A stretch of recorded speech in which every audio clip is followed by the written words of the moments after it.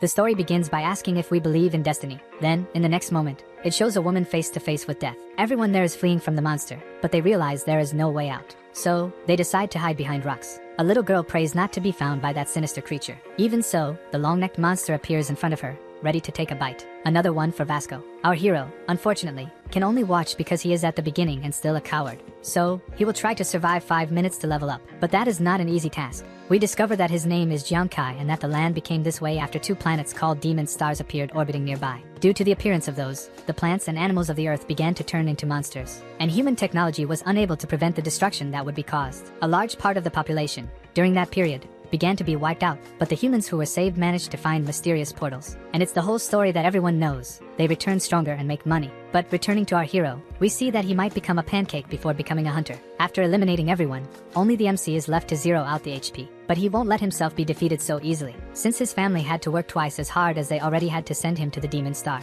he knows he cannot let things end that way, as all the money saved by his family would be in vain. But while he was thinking, the monster didn't wait a second, throwing its spear towards our hero. Realizing this, he prepares to run towards the cliff and jump. As he fell, the monster tried to grab him in any way, but the system appeared congratulating him for completing the necessary objectives. Even after jumping off the cliff, he finds himself alive, complaining of pain. Slowly, he gets up and realizes that all his wounds have been healed. In the sky, a blue sphere begins to open, and the system notifies him that a goddess has healed him. The protagonist asks the girl if she is a deity, but receives no answer. And the system appears, notifying that the 2x multiplier is activated and there is a 1% chance that the super multiplier will also be activated. And when that happens, he will receive 10 times the programmed reward or penalty. So overall, he activates the multiplier and gains an extra ability. Jiang then feels happy, as while normal people receive only 1, he, in turn, received 2. His profession is defined as gambler, and his critical damage power has increased. He received 36 attribute points to distribute as he wishes. He feels happy, as the norm is to receive less. Due to the multiplier, he knows that by gaining 10 points, he will actually gain 20 and will jump 2 levels. Moreover,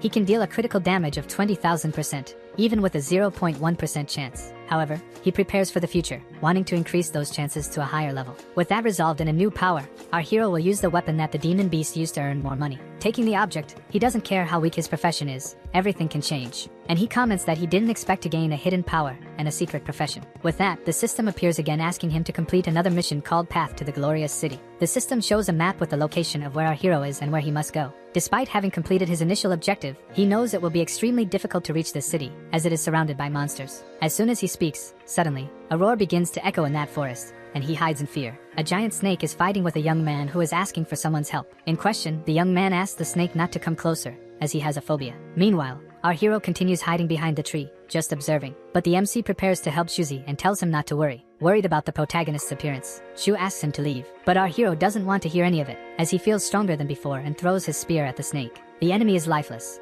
and our hero comments that this was expected, as he used the muscular one as a distraction. There are still more of them starting to appear in our hero's field of vision. They realize this and worry that the snakes are coming closer and closer. While our hero was thinking about what to do, the man took the opportunity to hug him, saying he had never seen anything like it. Recovering from the hug, the MC explains to the young man that, by completing his task, he managed to change professions, gaining new skills. Shuzi, not wanting to be left behind, says he doesn't quite understand this and mentions that his profession isn't all that bad. It is explained that, on that planet, there is no way to know how many skills or professions a person can gain. It all depends on how they go about things. It is also explained that poor people cannot buy materials or even make profession swaps that would give them advantages, as it is expensive to do so. The young man's profession interests our hero, who asks how he managed it, and the man replies that it will be a long story. With that, they begin to collect the items from their enemies that were left along the way, wanting to trade them for money. All those items they picked up transform into cards to be stored in the inventory. However, while they were gathering the items, a girl appears calling for them, and they become startled, as they do not know her. She introduces herself as Sunwon and says she is having difficulty passing the initial test. She asks if she could form a group with them, and they respond that no,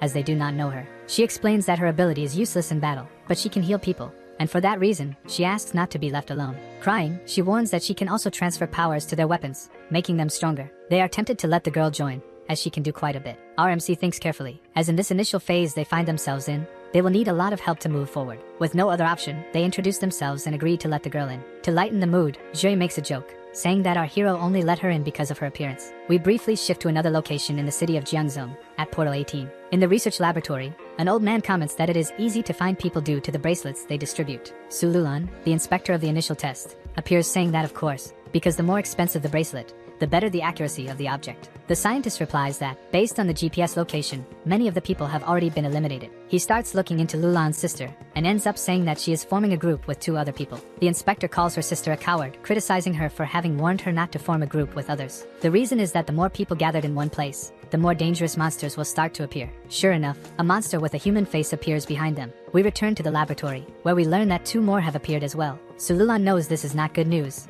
as those monsters are strong enough to take out a good portion of the newcomers. It is also explained that their incapacitation in that reality does not harm their bodies on Earth, but causes mental pain. This problem arises because their incapacitation in that world is as if it were in reality, causing extremely strong issues in their psychology. While the inspector warns that she will head to the location, wanting to save those 3, the scientist asks her to wait, as those 3 are not in trouble. Most of those creatures have already been defeated, but going back 3 minutes, those creatures were chasing the 3 fools. Noticing that 2 of his friends in the group would be caught, our hero turns back to face those creatures, telling them to go first. Zuzu then starts to cry, asking why, and our hero tells him to go quickly. In truth, the MC just wants to test his strength, using those creatures as a punching bag. So, jumping, he delivers an extremely powerful blow to the creature's chest. Thinking the result would be positive, he ends up getting distracted for a few seconds when, out of nowhere, that creature's hand throws him away. While he was down, he realizes he cannot finish this with just 1 blow. He prepares himself, as he is surrounded by those creatures. Despite this, he has not given up. The girl is the only brave one in the group, as she asks to go back and save the MC, and for some reason, Zuzu ends up having an existential crisis. Back in the normal world, Joy's mother asks the man why he gave her son the advanced class material. Even though her boy seems strong and big, he is actually shy, and she questions why the young man did that. He explains that, indeed, the son, despite being more fearful, is also the person with the most potential to overcome his fears. Now back on the demonic planet, there was the muscular one facing his fears. Then, he questions our hero about the reason he was protected back then when he was in danger. Kai responds that they are brothers and therefore, must walk side by side together while they eliminate the creatures. Still, our hero wants to know how his friend manages to defeat the human-faced beasts with just 1 punch. He wonders if this might be due to the boy's profession. The girl takes the opportunity to heal our hero while she still has time. Kai asks the girl to go hide, as she might get caught in one of the attacks. She remembers when her father passed away, as there was no one to help him since everyone was defeated. Then, she says that no matter the situation she is in, she will not leave her friends needing help to escape. Our hero begins to feel the effects of Sun Nanen's healing. He stands up, impressed by the girl's courage and ready to fight again. But still, he knows that even though the 3 of them are fighting together,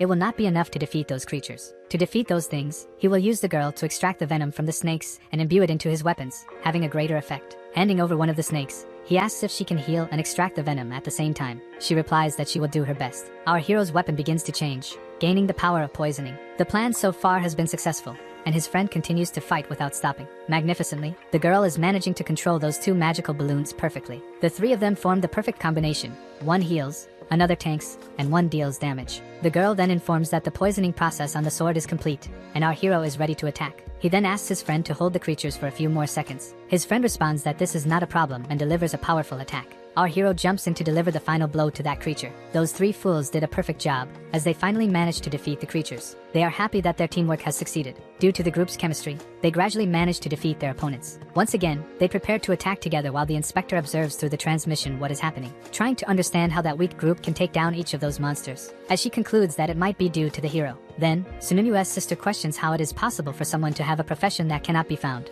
asking if our protagonist is a good person. Finally, Prota's group managed to eliminate all those monsters, thus collecting items for sale. They celebrate their victory, despite the great fatigue they are feeling. Wanting to rush the quests, the healer advises them to finish the mission quickly. Juzi also thinks they should do that, but the hero warns that there is no reason to hurry. The reason not to rush to the end is that if they place among the top 3, they will earn rewards from the army. By defeating a good portion of their enemies, it will result in higher gains, as they have the skills for it. The other 2 then agree with what the MC is saying and, therefore, decide to do infinite farming. A few hours passed after they decided to farm. Juzi is surrounded by snakes, asking our hero if this method will really work. On a branch, our protagonist tells him not to be cowardly, as he has the profession of a martial artist, and is also strong. Moreover, they have a healer on the team to help them at any moment. As things work this way, the boy gathers courage to finish off his opponents again. In addition to the protagonist, Kai is also helping him with the remaining ones, and by defeating those snakes, he finally reached level 10. He knows that, due to the rules of the demonic planet, only he will gain the experience, as he is the only one with the fighting skill. For his group,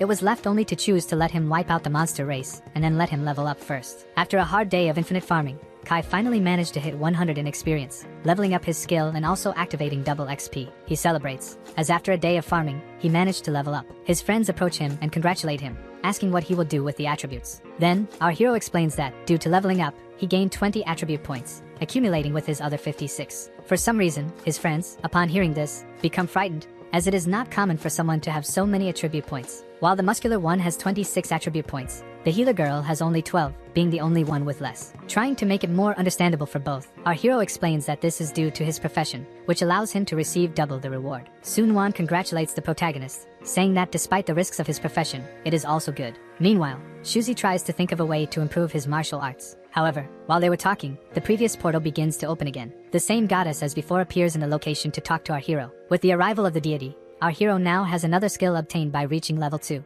The healer and the muscular one are impressed with our hero's abilities, as this is not normal. One of the rewards given to our hero by the deity was the ghost hand. It allows the item to be thrown, having 20% penetration. However, if the user throws an item card, except for those for sale, its power will be increased by 200%. Along with an increase in magic consumption. One of the other skills gained was the concentration of the ghost eye. It allows for an increase in visual range and tracking ability. Our hero is happy with the skills gained but comments that he still doesn't know how to use them, even though his profession is extremely suitable for him. 2 days later, the protagonist group is getting stronger. The scientist approaches the inspector and says it is satisfying to see that her sister is alive. This makes her extremely angry as she questions what he is trying to say with that. Despite the young man's words, she sets that aside, commenting that with our hero in the group, they have some chance of survival. As she spoke, someone with heavy footsteps appeared in the area. A guard appears, telling them to stay alert, as the training for the newcomers will become more dangerous. This completely frightens the team of scientists. Someone in the background says that this problem only occurred because people from other countries invaded the training area of the newcomers. It is then revealed that the person who gave the orders is Wei Yang, the supreme commander of that nation, and he asks everyone to prepare. The inspector, frightened, asks if he is serious, and he rudely replies that if it were a lie, he wouldn't have any reason to be there. The reason she is anxious is that the people from this country can hinder the development of other countries. Basically, they have the ability to enter advanced areas and thus wipe out the newcomers who are trying to advance in the test. Moreover, they use their skills and training to torture and corrupt the newcomers. It is explained that their goal is simply to make these newcomers who went for training give up and never enter the demonic planet again. She gets angry and slams the table, as her sister is in that dangerous place and is still weak. It will not be possible to resist those dangerous guys. The commander asks everyone to prepare for psychological counseling, as this time there may not be any newcomers left. The hero's group walks through the forest, aiming to find more monsters. It is when, suddenly, they hear something coming from behind him. Shuzi turns around and wonders what is wrong, when suddenly, our hero draws his weapon, saying that there is something there that worries him in a certain way. Still, the other two cannot understand, saying that it is obvious that there is nothing there. But Jiangkai refuses to accept his friend's words and then activates his tracking skill, observing and throwing his weapon towards what he saw. The power placed in his weapon is strong enough to destroy everything in its path until it finally hits something. He then warns that he will get closer, calling his companions to come along. Upon arriving there, they observe that our hero was right. There was a spiky boar that ended up being defeated by our hero, giving him good XP. They are impressed with our hero's eye skill for being able to see something so far away. The girl comments that all this happened while our hero is still at level 2. Imagine when he is above 2 digits. Our hero does not want to brag and therefore says that it is only like this due to his skill. While he was retrieving his weapon from the creature, the system appears and asks if he would like to collect the items that the spiky boar will leave, and he accepts. He is impressed with his powers. The ghost hand can increase the damage of his thrown objects, and the demonic gaze allows him to see everything in slow motion. So, inform your group that by defeating that enemy, you managed to level up to level 3, and therefore, they should go look for more monsters to defeat. While the MC's group was talking, an unknown person in the shadows warns that their captain is very lucky because he has strong people with him. It is finally revealed that those people are from country L, who invaded that world to terrorize the lives of the newcomers. Realizing that those humans would not be very friendly, Kai steps forward and asks who they are. One of the guys starts to draw his katana, telling them not to be afraid, as they are not bad people. A few more people also come out from where they were hiding, saying they came to play with them. Jiang and his friends, who had already been surrounded by the enemies, see another one emerging from the water, saying that their boss has only one goal this time. The masked figure appears, stating that his goal is to make all the newcomers feel pain. However, upon recognizing who that person is, the healer warns about the danger they will bring to their group. Still not understanding, the MC asks her for a better explanation, but the girl responds that there is no time for that. The number of enemies is large, and our hero is scared. As one enemy there is level 5. He knows he can handle those enemies up to level 4. However, regarding level 5, there is not much he can do. The commander of the enemy troop announces that the genocide must begin. Kai asks his friends to form a pair and flee to a distant place, buying time for them, and then they will meet again. They agree and leave, each heading in the opposite direction. The masked one asks his companions to follow the fugitives while the rest stay to help capture our hero. Meanwhile, Jiang entered the woods to escape. He travels along that path, with 2 of the henchmen ready to capture him as soon as he gets tired. But suddenly, he disappears, and the henchmen notice this, wondering where he could have gone. For a moment, the subordinates stop and ask if our MC wants to play hide and seek. While they were talking, out of nowhere, the protagonist's spear is thrown towards them. One then notices and prepares to stop his attack, saying that it is easy to defend against newcomers. What he did not expect was that our MC was strong enough to defeat him, and the other subordinate watches his friend being defeated by a simple spear. He looks back and asks why his friend flew so far away, and notices that the guy is happily lifeless from a blow. Then, that man wonders how such a thing is possible, while the MC observes from hiding. But he comes out and says that no matter how strong he is, our hero will defeat them. To check the protagonist's stats, the guy opens the system, questioning how it is possible for someone like him to take down his level 3 friend. Even he does not know, as our hero has 56 attribute points, while he, a level 3, has only 45. He was standing at the right spot for the protagonist, and he was thinking about how that was possible when suddenly, our hero attacks him. Standing in front of the bodies of his adversaries, he says that this was part of his plan, as he wanted to test his abilities. Again, that celestial deity appears to the protagonist, informing him that he will be able to loot the experience from the opponent. Then, it is explained that, due to the demise of those 2, our hero can loot up to 100 XP from each one. He is happy to discover that he can take down people and receive more XP than if he took down monsters. Thus, he chooses to steal the 100 XP from each of those corpses, and the system then notifies him that he has finally leveled up to level 3. And picking up some items left by the deceased friends, he celebrates that he now has 76 attribute points, in addition to being at level 3. While the MC was doing well, Jue and Sunnunan were struggling to stay alive. For these 2, all they can do is listen and watch their adversaries mock their weakness. Unfortunately, they are surrounded, and the only one who can fight is down, with serious injuries. Using her powers, the pink-haired healer asks the muscular guy if he thinks Kai will come back to help, and he replies that yes. Fortunately, those 2 served as a distraction so that the MC could get closer without being noticed. The enemies were in a hurry and, therefore, decided to finish off those 2 quickly. However, they did not expect the Prota to emerge from the trees. His friends, upon seeing each of their adversaries on the ground, are impressed and happy to be alive. The leader orders the person who is taking down his subordinates to appear and fight him face to face. Little does he know, this will be the worst choice of his life. He still thinks that the person he is fighting is someone who received a way to cheat to be in the novice area. Therefore, he decides to flee. Sunnunan even notices the guy running away, but doesn't understand why. But for our MC, reasons are unnecessary, as he is filled with rage since his friends almost signed a contract with Vasco. Then, Kai throws his spear with more force and much more precision, hitting the young man squarely in the chest, who falls to the ground completely defeated. Thus, the protagonist appears and asks how Razanya is, and she replies that she is fine, but cannot say the same about her friend, the muscle guy. The poor guy is all bruised, but he is happy to see that his friend has returned to help them. Due to the severe injuries he has, he falls to the ground, asking his friends to move on without him. It was not supposed to end this way between them, but in the state the young man is in, it likely will. The poor girl cries, and our MC only feels the sadness of not being able to do anything to help his friend. In the moment of sadness between them, our hero throws a young man onto Kbam, finishing off his friend once and for all. However, Kai explains that by taking the life of an explorer, you gain XP, allowing you to gain extra life, in addition to your damage being healed. Then, they have a brief dialogue about what to do, but our hero asks his friend to deal some damage to the man quickly. Thus, only happiness remains in knowing that he will be able to do the same, while the captured one laments. Before doing what is necessary for them, they like to play an extremely healthy psychological game with their enemy's mind. In the laboratory of Country L, there is a panic among them due to the cruelty they have experienced, by irony of fate. An officer questions how such a feat is possible coming from the city of Xingyao, wondering if they have discovered a new profession that allows them to cheat. Now, in the Xingyao Research Center, they are also worried, as in the report sent by Nunan, they found the assassins of the mist. Moreover, the officer recalls that he warned them to prepare for the worst. However, the researcher says they misunderstood what he meant, as the report indicates that Nunan and his team are well and stronger than before. Thus, the words spoken frighten the 2, who wonder how it was possible, questioning the fact that the enemies helped them level up. Then, that man responds by saying that she and her group defeated the enemies of Country L, leaving the officer in shock, who even dropped his tea and asked to see the data sent by the healer girl. Upon starting to look, he realizes that everyone is level 3, except for the MC, who has an unknown level. The inspector at the location responds by saying it is impossible for her sister and the martial artist to deal that much damage to someone, leaving only the MC. The gentleman says that his intuition suggests otherwise, but he cannot comprehend why Kai's level and profession are still unknown. With that, the optometrist responds that, according to the server, the reason is that the hero is using an ancient measuring artifact, thus complicating their ability to gather information. Additionally, the Supreme General finds all of this interesting and orders them to pursue information regarding the protagonist, wishing to see him soon. Putting all that talk aside, the guys take the opportunity to be happy for a moment, as they have gained new professions and skills. Possibly, the healer benefited the most, as she gained the ability to make people even stronger than they already were. And she also makes a good impression on our hero,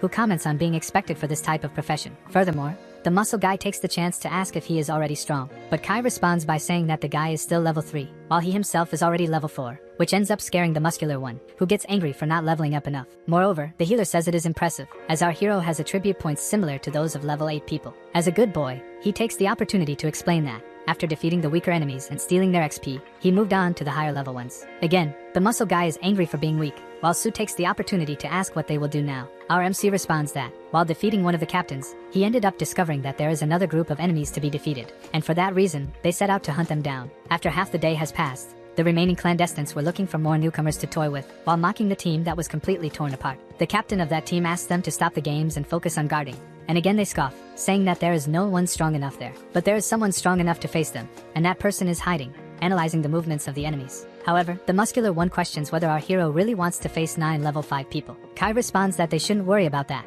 as he is stronger now and can protect his team. Without giving his colleagues a chance to say anything about it, the MC charges forward, saying he needs to make the first strike. The captain notices someone approaching and warns his companions to be careful. One of the subordinates activates the system and sees that the person coming towards them is only level 4, and for that reason, another responds that they were lucky to find someone. The captain also comments that this discovery was incredible for his gang, and immediately orders everyone to capture whoever is coming in their direction. However, the one who ends up being frustrated is the protagonist himself, who expected his enemies to break their attack formation after a few minutes of battle. Basically, his plan consisted of drawing the enemy's attention and making Kbum use his strongest move when the guys were distracted. And due to the formation that the clandestines use, Shu cannot attack incorrectly, but that will not stop our hero from finding a way to resolve this. Having finally found a solution to end this, one of them is to activate his power to the maximum level. So, upon activating his ability, he runs towards the opponents, who end up getting startled and asking why our hero is running towards them. As a good extra, the guy asks where our hero is running and if he even knows what he is doing, while launching an attack. Even injured, Jang Kai tries to get as close as possible to the guys to then deliver the attack that will help him win this battle.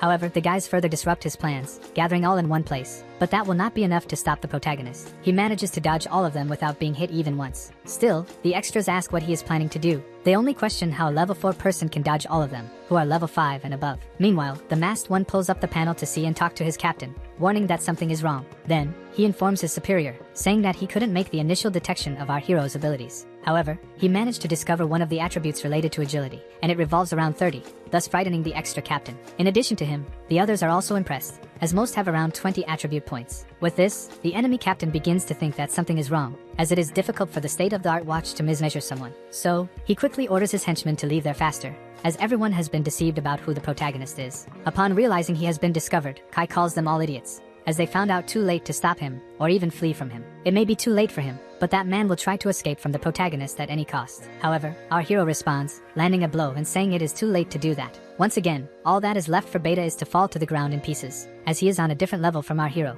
compared to strength. Our Prota asks who the next extra is. However, he does not let his enemies respond and begins to attack all at once, with hatred and fury. Wherever he passes, he leaves all his enemies fallen and sighs in relief, as he managed to defeat them without getting hurt or having much trouble. While his friend asked what kind of caged beast that was, he simply observes the system notifying and congratulating him for reaching level 5. The healer is impressed with the MC's strength, but reminds him that in the initial test, only reaching level 5 is allowed. His muscular friend questions whether that is the allowed ceiling for everyone. Our hero responds nonchalantly, saying no, and that they should actually hurry to finish off the remaining extras. When asked what to do now, Junkie Guy responds that he will lead his group to have their turn to gain experiences and level up. Once everyone has gained enough points and leveled up, they will go for the final mission. The muscular one celebrates, along with the healer, as it will finally be their turn to become strong. Our hero comments to his group about being close enough to the finish line and therefore, they should gain plenty of experience points. However, they must be careful, as strong monsters appear when, suddenly, they hear something that frightens them. Some bodies of monsters with human faces were lying on the ground. The hero's group, hidden behind the trees, questions the injuries they are seeing.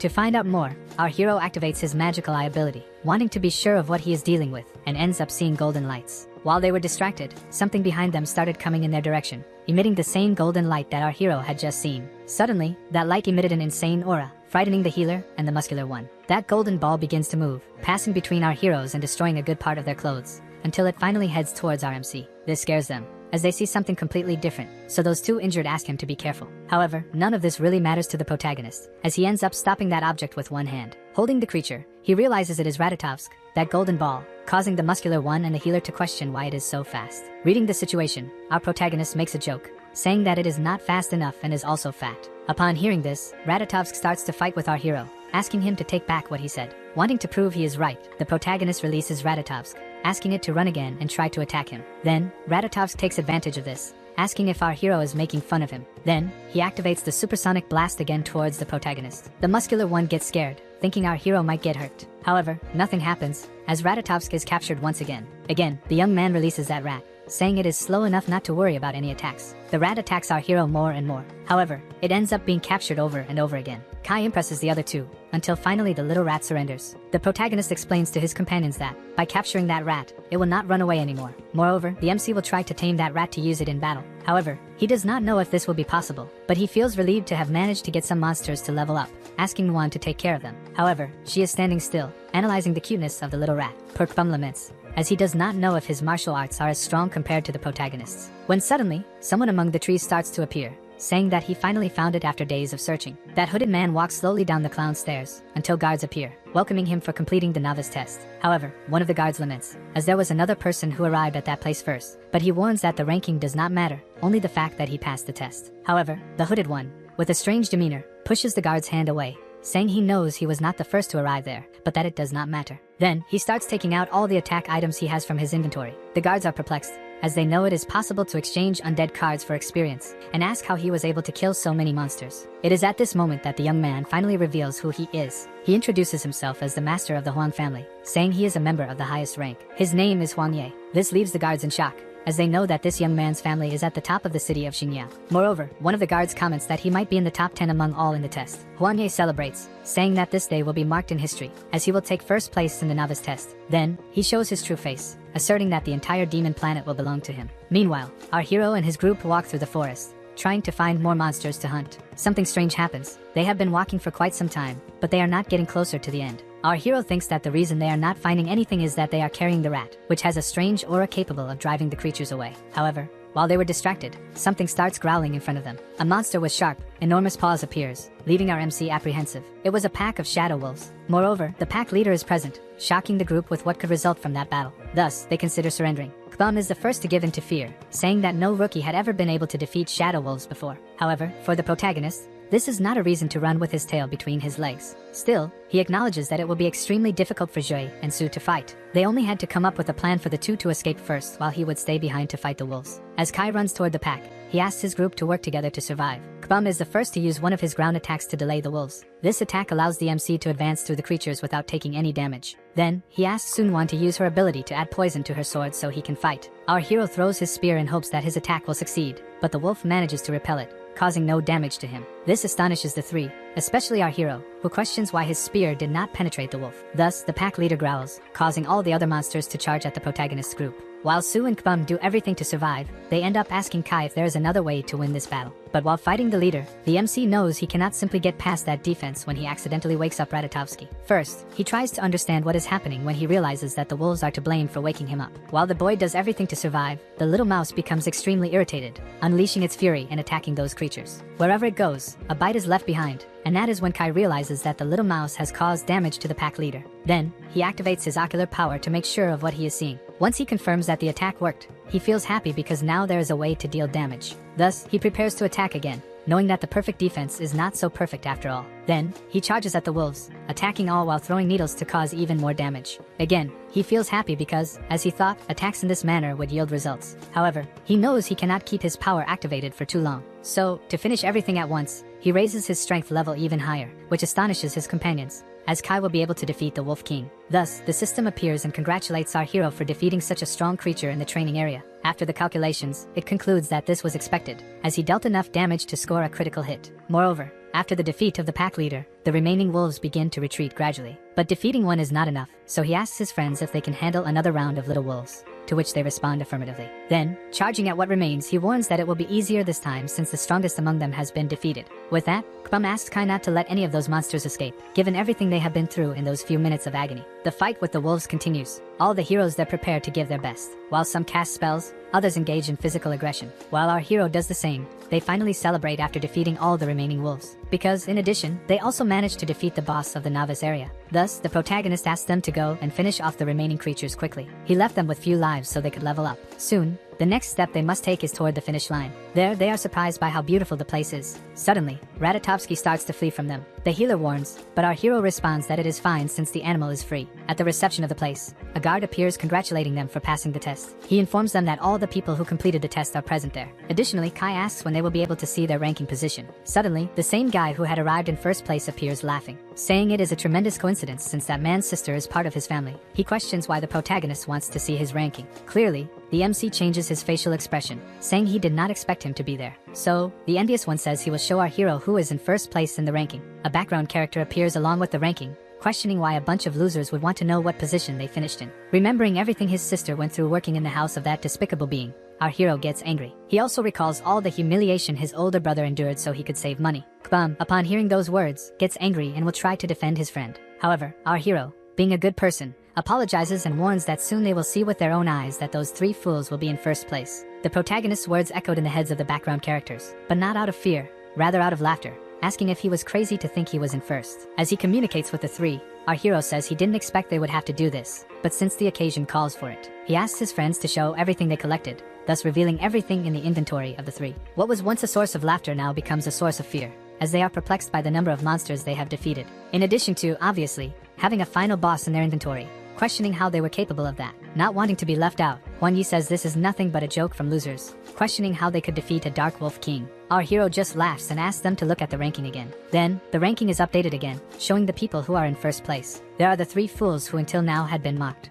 Obviously, it wouldn't end there, as our hero asks the security guard to count the number of invaders from country L they have defeated. This frightens both the guard and the background characters, as they cannot believe they have defeated invaders, causing Hanjai to question the methods. To belittle the boy's achievement, the envious one asks the background characters if at any point they happen to see any invaders. Then, he informs the local security that, as he can see, no one besides those three had seen anyone who could cause harm and asks for a review. Everyone starts shouting, thus influencing the boy's decision. However, someone in the back appears asking them not to worry. The person who just spoke is Lun Hunin, the commander of the city. He says it is a surprise even for him, as he did not expect this to happen. Thus, he completely frightens all the background characters present, as the one speaking is an official. As he approaches the MC, he informs him about the rewards he will receive for defeating the enemies of Country L. He informs that, originally, everyone who comes in first place receives rewards from A to B. However, Jiangkai will receive a level S reward. His friends are happy to realize they have won in the end, but those who did not like this at all were the background characters, who begin to get irritated again by this fact. Who would be even angrier would be Huang Ge, who starts biting his lips, his veins bulging, saying it is impossible for him to have lost first place. To belittle him, our hero comments on the fact that he belongs to an important family, unlike the protagonist. This further irritates our protagonist, who asks if it is not enough for him to hear it from an official. Then, Huang Ge begins to conjure his magic. Behind him, the security guard tries to stop him, but it is futile, as he charges forward, even insulting the MC's sick brother. Unfortunately for the envious one, there is nothing left but defeat, as he has just put his hand in a hornet's nest. He charges forward, holding his little sword, warning to be careful, as otherwise he will end up with the protagonist's sister. For him, there is nothing left, as he was completely struck by Kai, who landed a precise blow in the middle of the boy's chest. However, some who were present at the scene begin to question Huang's audacity, as he belongs to one of the best guilds in the country. Wounded and sitting on the ground, trembling all over, he asks how the protagonist dares to attack him without knowing about his relevance to the world. Our hero responds by saying he doesn't care and that if he speaks about his family again, the consequences will be worse. Our hero walks towards him, saying that for him, his family is the most important thing, and anyone who speaks or touches them will suffer consequences. Everyone stands still, doing nothing, just watching what Kai is about to do. No matter who or what, everyone will suffer the same way. He then plunges that spear into the boy's chest, completely ending his life. The system notifies that he received only 6 experience points. He ends up mocking, as the fact is that the guy belongs to a large family and, even so, is useless enough not to have enough experience points. Quickly, everyone present, upon witnessing this scene, is shocked and begins to shout about the act they just witnessed. June, who was just watching without doing anything, says that this was expected from the protagonist, even though his act was a bit reckless. Then, this time, to put an end to the matter, he says that, as everyone could see, Kai was just defending himself, as it was Huan Yi who started it. He then calls our protagonist so they can go collect their rewards. After waiting for a while, June apologizes and says that, because his rewards were better, it took a little longer. Everyone starts to open their rewards, and a stone is handed to the healer. The redhead explains to the girl that this jade stone allows adding 15 points to psychic and mental. Moreover, Kbum is completely happy because he received armor that allows him to use his potential fully. It is explained that this black armor can add 16 points each to defense and strength, and will reduce damage by 16%. His friends, happy with their rewards, ask Kai to open his rewards so everyone can see. Upon opening, he is astonished by what he sees. They are daggers. However, it is not possible to access the information about the reward, as they need a special card for that. Thank God. Lu Jun has a rabbit and will give it to our hero so he can identify the daggers. The weapon our hero received is known as the Ninth Tribulation. It allows an increase of 9 in strength, as well as penetration and agility. Obviously, it also has a special effect, but unfortunately, the reward received by the protagonist is not as trivial as expected for an S rank. Thus, his friend asks if there is a possibility of exchanging the equipment for something better. Lu Jun replies that he can help, but Kai responds that it won't be necessary, as he would like to keep the reward he received. But fortunately, he already knew that this weapon had been made for him, because the damage he would take would be proportional to what he could cause, thanks to the special abilities. The problem is that his critical damage ability is quite low, but the Ninth Tribulation increases this by 10%. Since our hero liked what he received, he decided not to exchange it. Additionally, Lu Jun warns that since the 3 of them completed the initial test, they can return to Earth if they want. He also says that soon someone will come after the protagonist, wishing him good luck and asking him to be careful when he returns home. Back in the city of Shenjiu, the hero rides calmly on his bicycle, happy with what he achieved on the demon planet. He can hardly wait to tell his brothers what happened. But when he gets close to home, he notices several luxury cars in front, finds it strange, but initially doesn't think much of it. Upon opening the door, he calls for his brother and asks him to guess what happened in the novice test. But looking at the sofa, he notices someone with an evil aura. Sitting there is Huang De, who says, "After so long, someone finally showed up asking how the protagonist's test went." Our hero is startled to realize who it is and asks what that man is doing there. But there is no time to question. Someone attacks from behind, leaving him no chance to react. Holding the crazy stain, Huang De asks if he knows what happened to Huang Yi after what went down on the demon planet. Then, the man explains that his brother will be out of action for a month. But for our hero, the result will be permanent, because he intends to finish off the MC once and for all. Just as Kai was about to be hit, someone breaks down the door and defeats 2 thugs holding him, also hitting Huang De. It was the commander, the same one from the research center, who appears behind the hero, saying that he had asked to be informed. "Be careful when you return." Accompanying the officer was Sun Wan's sister, who shows a paper with military information about Jiang Kai, which scares Huang De. With a serious look, the Supreme Commander states that they only came there because they had matters to discuss with our hero. Meanwhile, Kai tries to recover from the beating he took and wonders why the officers are after him. After the appearance of the 2, fortunately, the bald guy ends up being arrested and taken to the police station. Returning to the protagonist, he thanks for being saved, but not understanding anything, asks why the 2 showed up. The commander replies for him to stay calm because everything has a reason. One of them is that the hero helped Sun Wan and Kbum perform well in training, and because of that, they were called to the army. Now, they came to do the same with him, since he gained a new profession. The girl explains that, on the demon planet, there are various professions, but many of them end up being weak. With Kai, it was different. By managing to change professions, he ended up getting one that is extremely powerful. For this reason, they ask if he would like to enter the military field and assure him that they will not force him into anything. But they also make it clear that they know about his family's situation, both his sisters and his sick brothers, and that they can offer help with that. Even knowing his siblings' condition, Kai tends to refuse because he thinks differently. He remembers that when new professions emerged, the military also showed interest, but in the end, they completely discarded the people. So, he questions what the military has done to help those who were left behind for starting with a good profession that ended up becoming bad.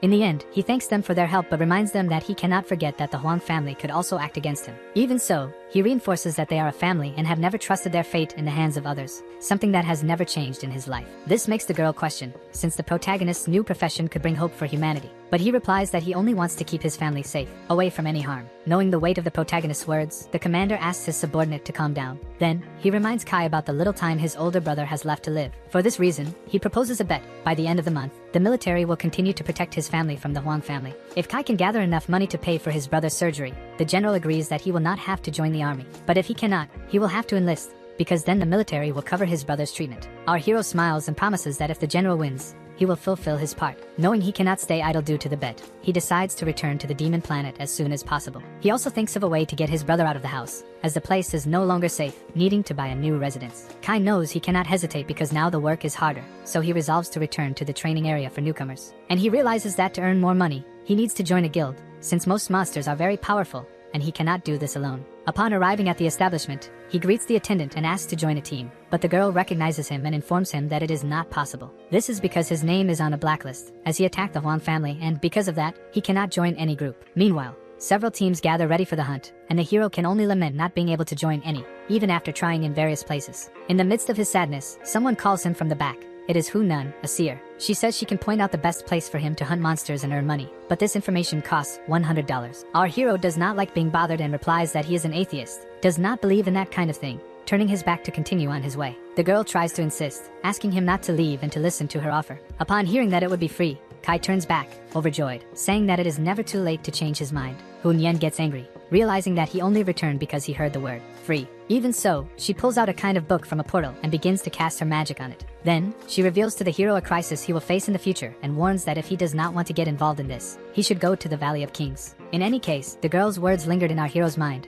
because he knows that even with the Huang family wanting to harm him, they cannot act so easily. Still, he needs to take precautions. The most obvious choice for the Huang family would be to send soldiers to the Ash area. Kai also remembers the Victoria area, but that is only for those above level 15, so he knows he cannot go. Only the Valley of Angels remained, as perhaps the Huang family had not even thought of sending someone there. He decides to show what he is capable of in that area so that the Huang family never tries to mess with him again. Before leaving, he says goodbye to the girl, thanking her for the advice, which confuses her because she had told him to go accompanied by a group. But in the end, it's not her problem. All she hopes for is not to receive 5 negative reviews afterward. Some time passes, and we are already in the Valley of Angels. The protagonist walks calmly, marveling at the place. But he soon remembers that the monsters here are quite strong, and suddenly hears one of their screams. He prepares to attack. A group of extras is being attacked by a kind of gorilla. They are all struggling against the level 11 monster, with 172 strength. Even in distress, they do not give up and continue attacking. Our hero, in the background, just watches, wondering if he could defeat something like that. But that gorilla was not alone. Suddenly, its companions surround the protagonist. He manages to dodge and steps back a few paces. Kai opens the panel to check the stats. He sees that one gorilla is level 12,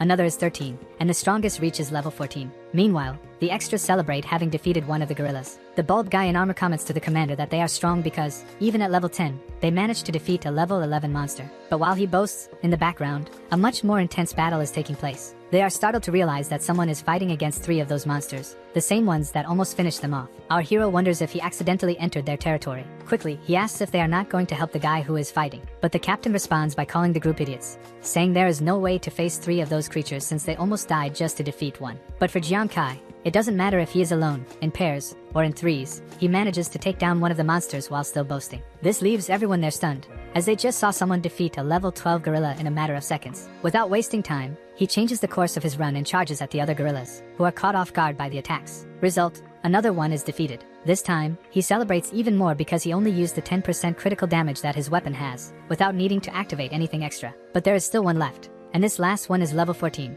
which makes the captain shout, asking if Jiang Kai can really finish off that beast. Holding 3 daggers of fate, Jiang knows he is at his physical and mental limit. If he doesn't resolve this soon, he won't be able to move anymore. He throws the 3 weapons, which fly straight at the monster and hit their mark. It worked, and another enemy was defeated. With the situation resolved, there isn't much left to do. Our hero decides to go somewhere else. Now that he has 3 daggers from the monsters, he just jumps and leaves. The captain, who until then had only been watching and admiring, still tries to strike up a conversation and even create some kind of bond with him. But he also questions why no one went to help. But fate changes quickly. Already in Ash Plain, a group of people is gathered. One of them recognizes right away. They are soldiers from the Huang family. And worse, the seer is being held by the neck while they demand information about the hero. Frightened, she can only ask why on earth those humans want to know so much about someone like him. Since the girl wanted to know so much about why those men were after Kai, they explain that they are there because our hero attacked the Huang family. To get rid of those human monsters, she ends up warning that the MC is in the Valley of Kings and that they can find him there. Thus, they release her on the ground and send all the troops to head toward the location. Some allies of the Huang and Yang families comment that our hero is lost, as that group consists of enemies at level 20. But fortunately, the seer didn't truly reveal what will happen to them. She only warns that the meeting of those men with the protagonist will result in their deaths. Meanwhile, Kai celebrates having defeated a level 16 gorilla. Despite his strength increasing more and more, he worries because it is still too complicated to sell those cards. For now, the focus needs to be solely on paying the medical expenses for his brother. Distracted again, the protagonist is caught off guard. However, this time, instead of fighting, he is approached with a proposal, if he would like to join a team. These previously unknown individuals say they currently have 3 teams, all in search of the giant gorilla. And if the hero manages to defeat it, he can choose one of the treasure chests as a reward. But he responds that he has no team, that he is solo. Even so, the leader of that troop assures him that it's not a problem, as they only needed one person to complete the plan. Then, they all head toward the valley, where the gorillas are apparently gathered. The leader explains that all our hero needs to do is attract the attention of one of the gorillas guarding the entrance to the chest. Kai does not respond immediately. He knows that chests could bring useful rewards in the future, but he also wonders if it is really possible to handle this alone. And the doubts only increase when he remembers the team that asked him to join. They are too strange to trust blindly, and he knows that. Still, fleeing is not an option because that group will not let him escape so easily. So, by accepting the deal, everyone heads toward the monsters, including our hero, who will have the mission of attracting the attention of one of the most powerful. The leader is impressed with the protagonist's skills, but warns his group that, by the end of the battle, he will have one less team to command. The battle in the background continues to intensify. Running away, the protagonist knows that if he were just an ordinary guy, that gorilla would have taken him out a long time ago. But since it's him, no one can stop him. Then, he starts using every strong attack he has until he finally manages to defeat the level 15 gorilla. He is happy, thinking he will be able to take a part of the treasure, but unlike him, the rest are not as strong as they seem and are struggling. Kai comments that he didn't expect it to be so easy to reach the treasure room and that chest must have items worth a lot of money. But while he is distracted, a white liquid starts to drip down his shoulder. This liquid belongs to the final boss, which scares the hero and triggers the fight. This gorilla is completely different because, in addition to being level 20, he is also an earth elementalist. To complicate matters further, he is blocking the exit door,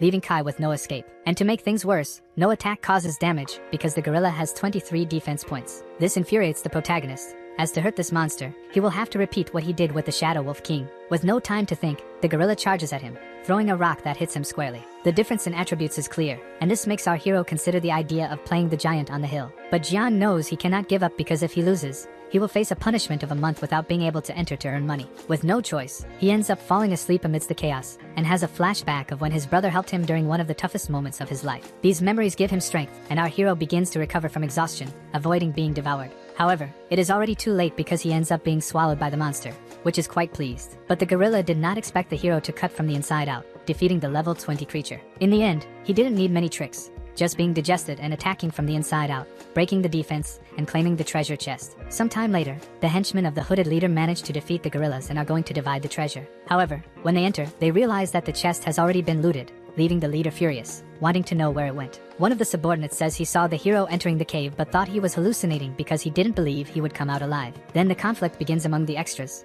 as some want payment, while others complain about the wasted time, planning everything. In the end, they realize they were made fools. One day after the escape, the protagonist finally prepares to see what is inside that chest. Upon opening the chest, the protagonist's eyes shine with joy, for inside there are as many monster cores as there are rare equipment he can wear. However, something different catches his attention even more. A pair of gloves he has never seen in his life. When equipping them, he realizes how powerful they are, giving him a slight upgrade in agility and strength. Wanting to test his new equipment, he throws the daggers into the void but notices they have a fiery power embedded in them. It is explained that, on the demon planet, there are various types of flames. Some are special, while others are quite common. This causes a certain disappointment, as he thinks the power of the gloves is useless. Soon, he is surrounded again by gorillas, this time all level 18. His bad luck is so great that these monsters only appeared because he decided to try out the gloves. He tries to repeat the same tactic he used against the local boss, but this time it doesn't work. The system notifies him that it is impossible to use that type of penetration, causing 0 damage. Surrounded on all sides, he has no choice but to flee, as the gorillas advance simultaneously. Suddenly, the creatures begin to catch fire in different parts of their bodies, making the hero think that the attack had worked. The small flame starts to spread,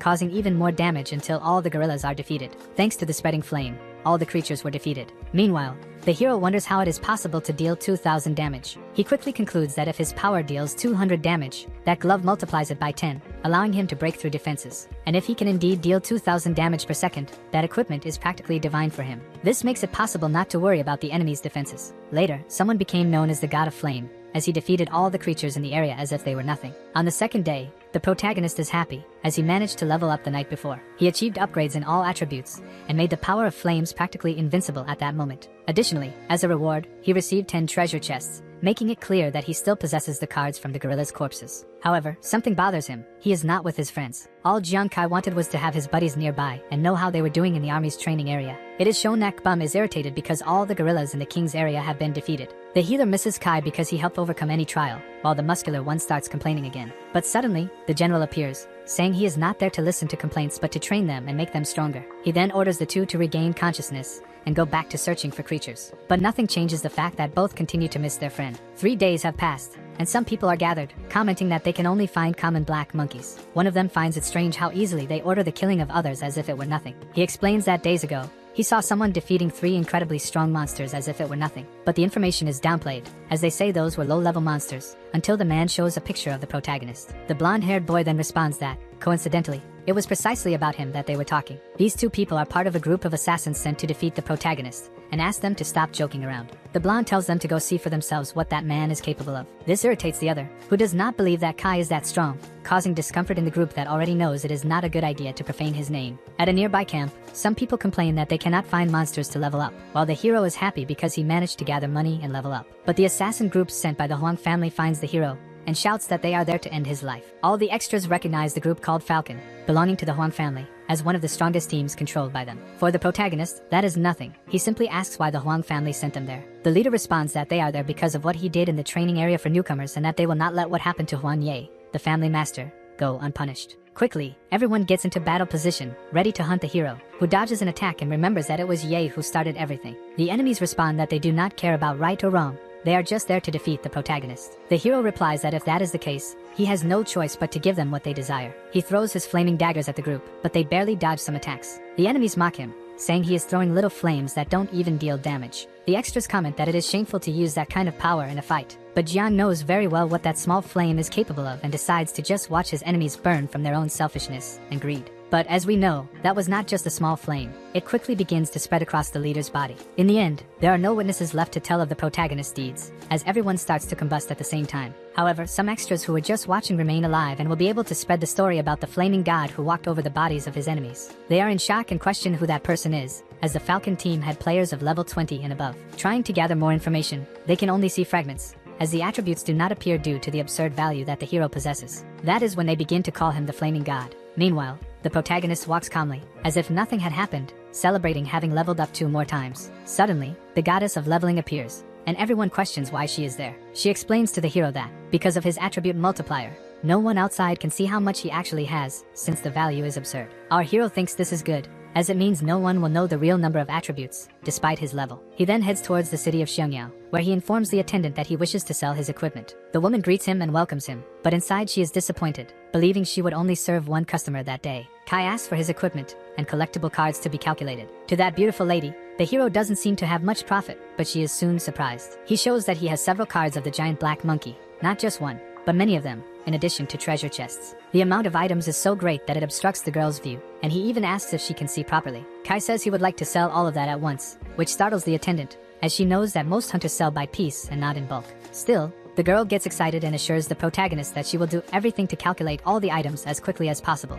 as well as give him a greater profit. As she begins to do the calculations, they arrive at a total of 180,000 coins from the demon planet. She explains that all collectible monsters yield around 10,000, while treasure chests are worth about 170,000, which makes the protagonist happy, because with 180,000 coins from the demon planet, he will suddenly have 18 million coins in his real world, and that will be enough to cover his brother's treatment. Thus, the hero walks calmly through the city, as he will not need to join the army, in addition to covering all medical expenses. But while walking, his attention is drawn by a girl, the seer, who asks him to wait and talk to her quickly. He then stops and listens to what the girl has to say, first thanking him for his help and then asking to join the protagonist's team. But as a good solo player, he is not interested in groups and turns away, leaving the girl talking to herself. Quickly, she explains that, at first, the military found her power useful, but later discovered it was useless, leaving the girl alone and without anyone. Not knowing the protagonist's personality, she says she can give him her equipment for free, since all he wants is to receive items without effort. The protagonist questions why she no longer wants to return to the demon planet, and the girl replies that she does want to, but cannot because her ability is useless. She explains that, at first, the military thought her profession was powerful, and she rode the wave to reach level 20, but soon they discovered she was not suited for combat. She knows that if she returns to Earth, she will only have to work like a slave, but at least she will be able to survive on her savings. Kai understands the weight of those words, as his family also had to go through similar hardships. The girl further adds that she is the only one in her family capable of supporting everyone, being the final pillar, as she has younger siblings and cannot simply stop. These words echo in the protagonist's mind, reminding him of his older brother, who fought for him and his sister to have a better life. As a farewell, she says that if the hero wants, she can give him her power, but she needs to go to storage first. He introduces himself as Jiang Kai and says that if he meets her again, they will form a team next time, making the girl happy. Shaking and in disbelief, she asks if it's true, and the hero replies that he is a man of his word and never lies, so next time, they will make a lot of money together. Still crying, the girl says she believes his words, as he wouldn't swear something like that lightly, and then runs to hug him. Happy. Back on Earth, Kai is at home telling his siblings that they will never have to worry about money again. His sister, worried,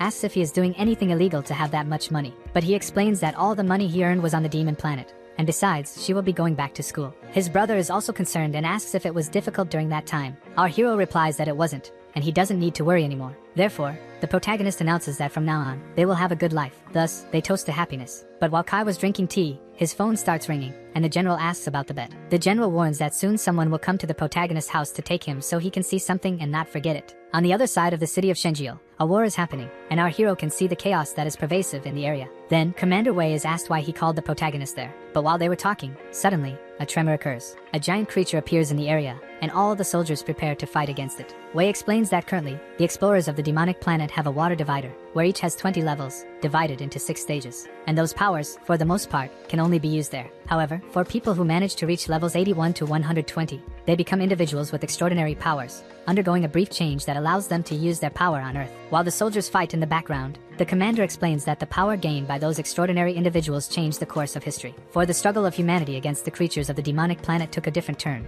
allowing them to resist for a longer time. Finally, the soldiers proclaim victory over that creature, and our hero celebrates, saying that they are strong. But quickly, the commander shatters expectations, saying that beast was just a common one among all the others. Moreover, to defeat those creatures, they had to sacrifice 2 extraordinary heroes, frightening our protagonist. Obviously, he explains that the fact that humanity is advancing a little does not mean that everything is fine, asking him not to forget the danger that will come. He also fulfills his promise not to let the Huang family touch him, or his brothers. The commander comments on the strange feeling he has been experiencing, as he has been paying a lot of attention to Kai over the days. His intuition tells him that soon the protagonist will become the strongest person to ever step in that city, and that they will soon need his help. Despite this, the commander knows that all the protagonist desires is to protect his family from the chaos. However, it is necessary for someone to rise up to fight and protect the people of the country from those monsters, and that if one day it becomes necessary, he will leave happily. He warns that he will not interfere with Kai's choices, but that if one day his city and country need his help, he should be able to assist. Then, a few days after the conversation with the commander, he returned to the demonic planet. He finds himself thinking about the conversation with Wei.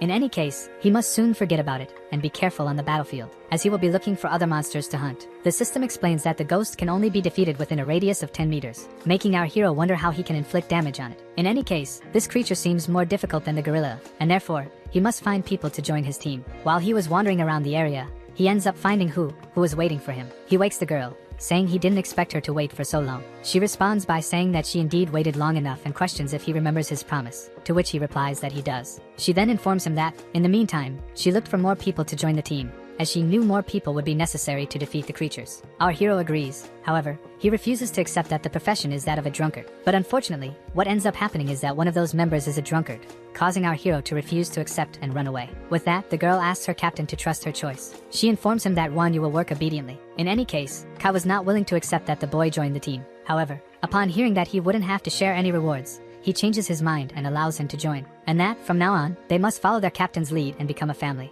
Then, the drunkard questions the protagonist's behavior, and the girl asks him to just ignore it, as the man only got in because he wanted nothing. Still in the Valley of Kings, however, this time in the house where the ghost is located, they prepare to fight against it, but first, they devise a plan. Our hero explains that the ghost is stronger than the gorillas and that they must be careful when exposed, as any loud noise will mean instant death. He also warns that only attacks within a radius of 10 meters can injure the banshee, so they must stay quiet and look for an opportunity to get close. But while he was explaining this, someone called him. He asks the girl to be quiet, but she doesn't understand anything, as she isn't making any noise. Looking around, he realizes where the noise is coming from. It's the drunkard who is saying he found something. At the same time, the ghost senses their location and moves in, desiring an intense battle. He then questions why the girl brought a drunkard into the group, as she claimed he would be extremely useful for defeating the monsters. However, she is lying on the ground, while the two must deal with the ghost's attack. As they are paralyzed by fear, they recognize the strength of that creature, and all that remains is to wait for the end to come. But while they are desperate and afraid, the drunkard wakes up, calling that creature beautiful and moving towards it. On top of the creature, Juan comments on how beautiful it is and that it should let him caress its skin,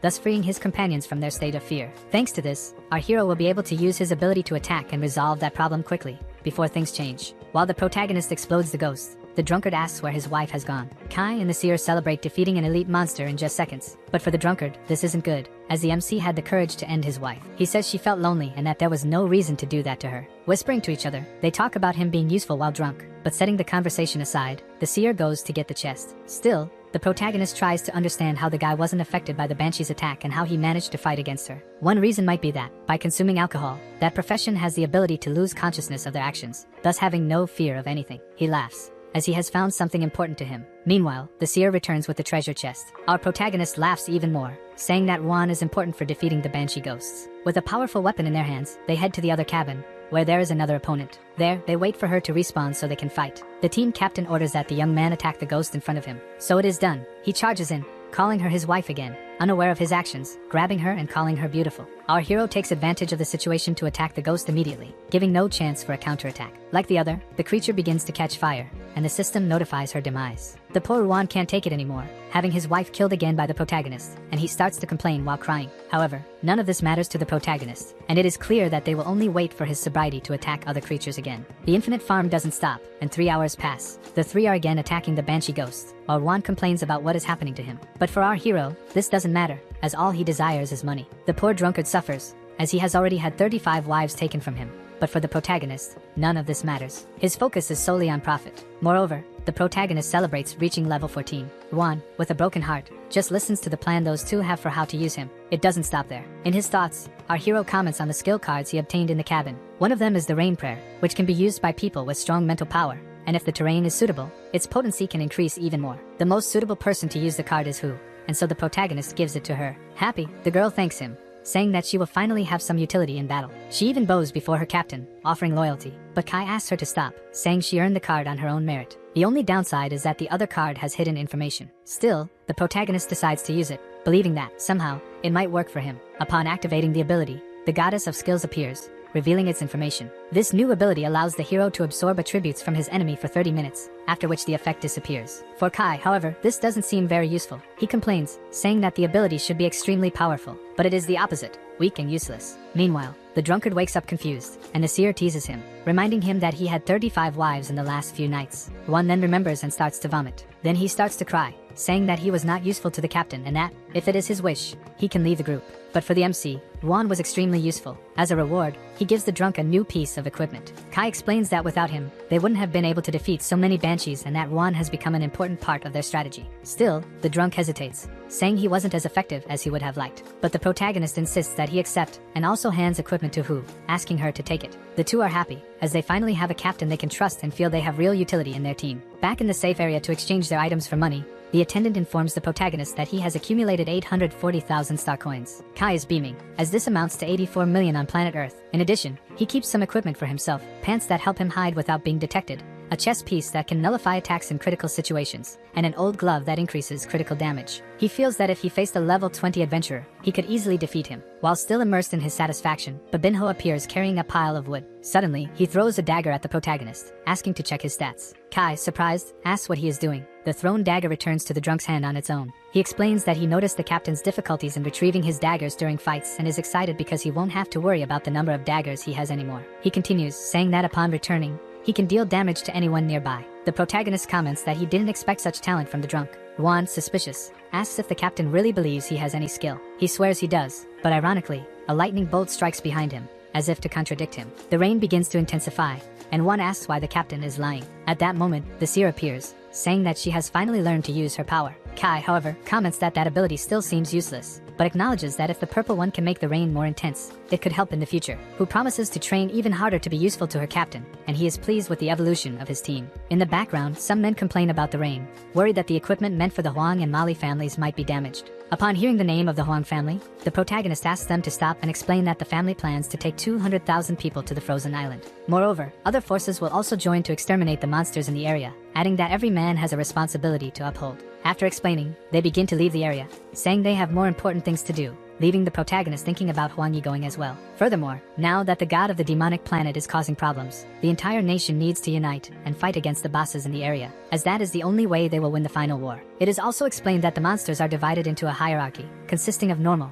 elite, warriors, kings, and commanders, in addition to, obviously, the guardian. And to complicate matters further, all creatures of elite level and above are extremely terrifying, questioning whether the Huangs will actually do this. Perhaps the Huang family has indeed changed their behavior, and now thinks for the sake of humanity. Just as the army commander had said, if this war is about to begin, the protagonist wishes to go, as he is also part of the country, and it is his responsibility as a hero. So, he heads towards the frozen island and complains about it being too cold because Kai didn't buy suitable clothes for the weather. Suddenly, a man calls out and asks which team they belong to for being there. The protagonist asks why they shouldn't walk in that area. Then, the man replies that there are submerged monsters there and any movement could wake them up. Just as the man had said, the first creature appears, known as Fishman, level 22. Thanks to their agility, Kai and his team are not hit. Meanwhile, the men watch, saying that those three are idiots and will therefore be unmade. Unfortunately, the specialty of those creatures is close-range attacks, leaving only pain and suffering for his team. However, we know that for the protagonist, that is nothing, as his strength is extremely superior. A single attack using his flaming daggers was enough, terrifying the onlookers above.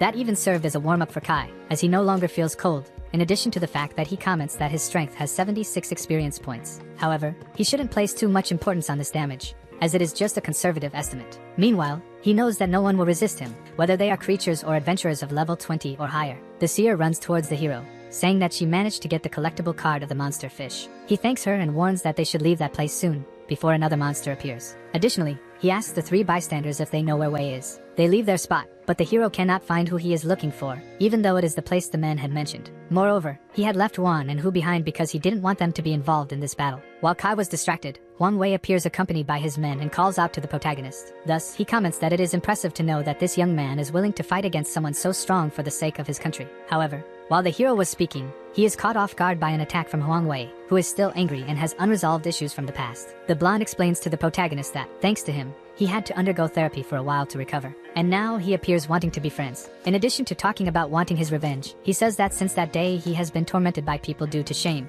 but he was warned by the army that he should leave Kai's family and him alone. Unfortunately or fortunately, that will not happen on his part. He explains that he is only there to defeat the boss and use that as leverage against the army to lift the protection over his family. The hero questions if that is the purpose of his life now. Then, he replies that yes, however, he did not expect the protagonist to appear before him taking the initiative. In any case, before ending the war, he will first take care of the protagonist. Unfortunately, the protagonist was naive to think that he would have changed, warning the young man that if he wants to fight, he should gather his team. Upon hearing this, the new group of the blonde starts laughing, saying that their master is at level 14 and has level S equipment. But they quickly regret what they just said, as the protagonist is also at level 14, despite being the same age as their master. However, while they were boasting, their leader was hit by an attack from the protagonist, causing him significant damage. The bystanders, now scared, ask what is happening, while only hearing the leader calling for help. Thinking he had won, the blonde tells the bystanders to leave quickly, lest they end up like their master. However, he is surprised, as the greedy blonde is still alive. Thanks to his equipment, he managed to survive, but with only 1% health, and he then orders his henchmen to eliminate Kai. Even in front of someone as strong as the MC,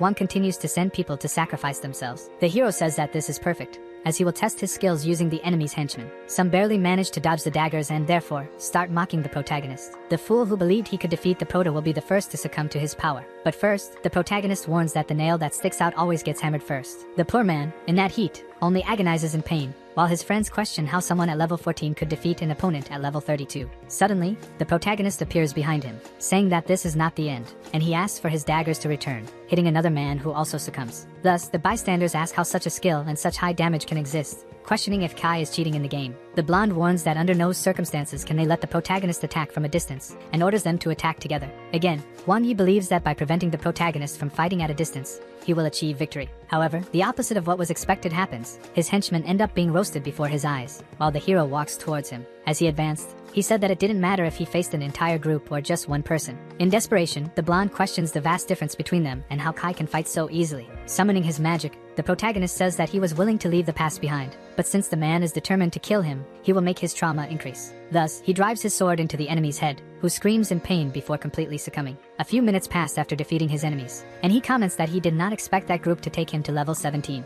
However, what he did not expect was that the system would notify him of a penalty for defeating more than 10 adventurers from the same team. The punishment he will receive consists of the fact that all players around him will know his exact location. Thus, Kai is frightened, as he knows that this penalty will bring him immeasurable losses. Moreover, he remembers that, due to his talent, there is a chance the penalty could increase tenfold if he is not lucky. Knowing he could be hunted, he is in shock, as if something happens, he will return to level 1, and therefore, he should not go to places with many people. This time, we find ourselves in the Huang family's field. There, a man screams in disbelief that his son has been unlived. Huang Tong mentions the agreement he made between his 2 sons. They would fight side by side for their country, but now one, unfortunately, has died again. Huang De then asks how they should deal with this situation now. Promptly, their father responds that they must defeat the boss anyway to use against the army. Half an hour has passed, and Kai is with his team again. The seer questions the reason for the delay, and the drunkard acknowledges that the MC has become a killer. The protagonist replies that he cannot explain now, as they are out of time, but gives a brief summary that he has become the #1 enemy of the Huang family. As they leave, a sound begins to resonate throughout the area.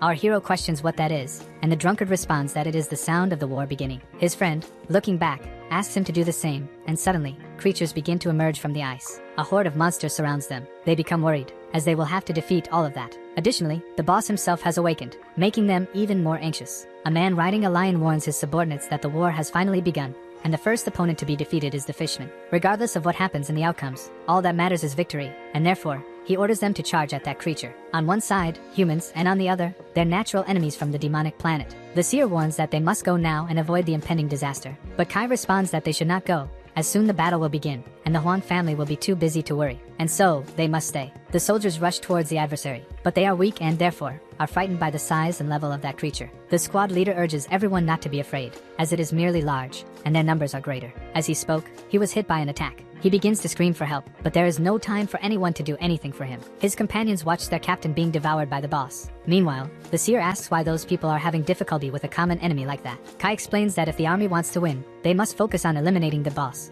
For as long as he is alive, all the creatures will return. This battle is no longer between an army of 200,000 men, but rather between an army, the entity, and its supreme soldiers. A man, conjuring his fire magic, warns his friends to be careful. As they are entering the attack zone, everyone begins to exercise extra caution. They all know they need to give their best if they want to deal maximum damage to the main boss. With that, Ruan and Hu comment that the power of the army guys is great, and they seem like they will defeat the Guardian. However, they are interrupted by Kai, saying that the situation they are in is not good at all. Therefore, he activates his ghostly eye ability, stating that through his skill, he can see that those people haven't even managed to deal damage. With that, one of the guys questions how their attacks were not even possible to get past the defense. However, what they did not expect was an immediate counterattack. Each of the closest ones was hit, flying away, while the boss, in the background, sits without even suffering any damage. Everyone on the battlefield wonders how it was possible for the 8 supreme heroes to be defeated so easily. Meanwhile, the MC thinks about the strength the boss must possess. Holding his staff, a man runs towards the boss. Kai questions why he is doing this alone, given that the 8 supreme heroes have just perished. Determined, the cloaked man advances without fearing the future. Meanwhile, the soldiers are only worried, as yet another person will end up dying. Then, that man, holding his spear in the form of a staff, conjures his power while trying to stop the boss's attack. The cloaked one explains that at no point did his friends sacrifice themselves in vain, as this was all planned to deal damage to the primordial trash. The person in question, standing, is Jiang Feng, one of the supreme heroes. He warns that, in front of the fallen people, he will seek his revenge. With that, the system notifies that his talent has been activated and his strength will increase by 25%. The man then manages to deliver an attack to the entity that even causes damage to him. Everyone, without exception, is happy, as there is hope to defeat the enemy. Thanks to his talent and the people who just died, his power increased by 200%, as if there were 20 Supremes by his side. Without time to rest, Jiang Feng continues to attack the boss, while his leader says that if things continue this way, they will surely win the battle. However, what Kai and his team did not expect was that an elite monster of level 32 appeared behind them to attack. Wandao then informs his father, having been notified by the system, that the army of fishmen has just been summoned around the island. His father asks about the veracity of the information, and Wang Dao confirms again, saying that all the monsters that just spawned are level 30 and above. Hang Dao's father complains, as now that they have managed to stabilize the battlefield, other enemies appear. Thanks to this system, he found a balanced way to divide his men. He knows that they cannot be caught off guard by the enemies, as this would make Jiang Feng unable to kill the boss, and many soldiers would lose their lives. The general asks his son how long it will take for the fishmen to reach the battlefield. He replies that it takes about 10 minutes, and the time Jiang Feng needs to defeat the boss is 30 minutes. While they resolve the issue of the army, Kai was fighting against his enemies alone, defending his team. The seer, afraid of what might happen, warns that they must leave the area immediately. The hero refuses, knowing that if those fish get through, they will upset the battlefield, resulting in the failure of the war. Unfortunately, the protagonist finds himself in a dilemma, as the Huan family deserves to lose, but those 200,000 people there do not, as they are innocent. Again, Kai remembers what the commander of the main army had said: there would come a time when he would have to take responsibility to save his country. Making his decision, he informs his team that he will not leave and that he needs them to lure the fish from the sea around him. He will handle everything himself, startling his team with the decision made. A few minutes pass, and on the field, all the soldiers are being defeated one by one. One of the fallen men asks his general to give the order to retreat for a moment, as many people are being defeated. It is an important decision and a heavy burden for the captain of that squad, as many people there need to continue working on the demon planet. But for the captain, the fight in front of him is more important, so he says he will not retreat. One of his leaders then questions whether the captain is blind, as 10 minutes have already passed since what was mentioned, and yet the fishmen have not appeared. Everyone finds it strange that none have appeared, and therefore they ask if the Hong family is involved, but they end up being told no. For them, this means that there must be someone powerful enough fighting while they are there. Indeed, the protagonist is attracting all the fishermen to defeat them one by one, tearing apart his enemies. The protagonist warns that the last person who dared to speak to him dug their own grave. Although he is managing to defeat those creatures, he feels a bit of difficulty, as the number increases with each enemy he destroys. While he was distracted, the seer ends up being chased by the fish, and she screams for help along with the drunkard. Seeing his two friends in danger, he asks them to run and hide, as he will take care of the rest. However, his group finds it very risky and asks if he can handle it. Then, the hero replies that yes, as despite feeling difficulties, he feels more comfortable when defeating his enemies in groups. Hu and Huan are startled to notice the strength their captain possesses due to the high damage he caused to the fishmen. The fight between the protagonist and his enemies spreads across the battlefield. The soldiers in the background ask what is happening. Huangda questions his father if, for some reason, he called military reinforcements without informing him. While his father thinks about this, amidst the war, there is no time for reflection. Then, the army leader orders his soldiers to focus on the battlefield to balance it, and let Jiang Feng deal with the boss alone. After several hours of attack, Jiang Feng's blows begin to take effect, lowering the boss's health to 65%. Meanwhile, their happiness is abruptly cut in half, as Huangda warns that the boss has just entered his berserk mode. He explains that, in this phase, the strikes and attacks will be faster, making them difficult to dodge. Basically, to defeat this phase of the boss, Jiang Feng needs to endure as many attacks as possible. But happily or unfortunately, his health has dropped to 5%, alarming everyone on the battlefield. Apparently, it's not just the entity that has a second phase, as the Supreme Leader has just activated his as well. A large portion of the attacks from the Fishman Leader are reflected back by Jiang Feng's armor, returning to cause damage. The protagonist is pleased to see a type of armor that can reflect damage, in addition to protecting against heavy attacks. The soldiers celebrate, as there is now a small chance to defeat that creature. The redhead rejoices, as he made the right decision by bringing Jiang Feng to the battlefield, since he can deflect 50% of the enemy damage for up to 90 seconds. He is even more excited, as the more attacks the boss unleashes, the more health he loses, now down to 30%. With this, a possible victory is celebrated, but everyone is surprised when the Supreme Leader delivers a devastating blow. Due to the impact, Jiang Feng is thrown back and defeated, leaving him with only 1% health. Everyone on the battlefield loses hope, as the Supreme Leader has just fallen. The leader of the Huang family begins to blame himself for not immediately recognizing the true strength of the boss. The war proves to be invincible. A soldier tries to hold on with the little strength he has left, lamenting bringing Zhu Zi and Sun Nanan to the battlefield. He admits that he only wanted to prove he was better, but remembers that Kai would never let his friends die. The healer, in despair, cries upon seeing her captain about to be killed. In a cry of hope, she calls for help, begging someone to save him. With no strength left, all she can do is pray for a miracle, for if the boss is not defeated, the army of fishmen will continue to be reborn and everyone will share the same fate, death. The poor man has his last defense shattered, his shield is broken, and he has no choice but to accept the blow. However, at the decisive moment, our hero appears on the battlefield, saving that group. With Kai's appearance, his enemies and the captain recognize who has just saved the group.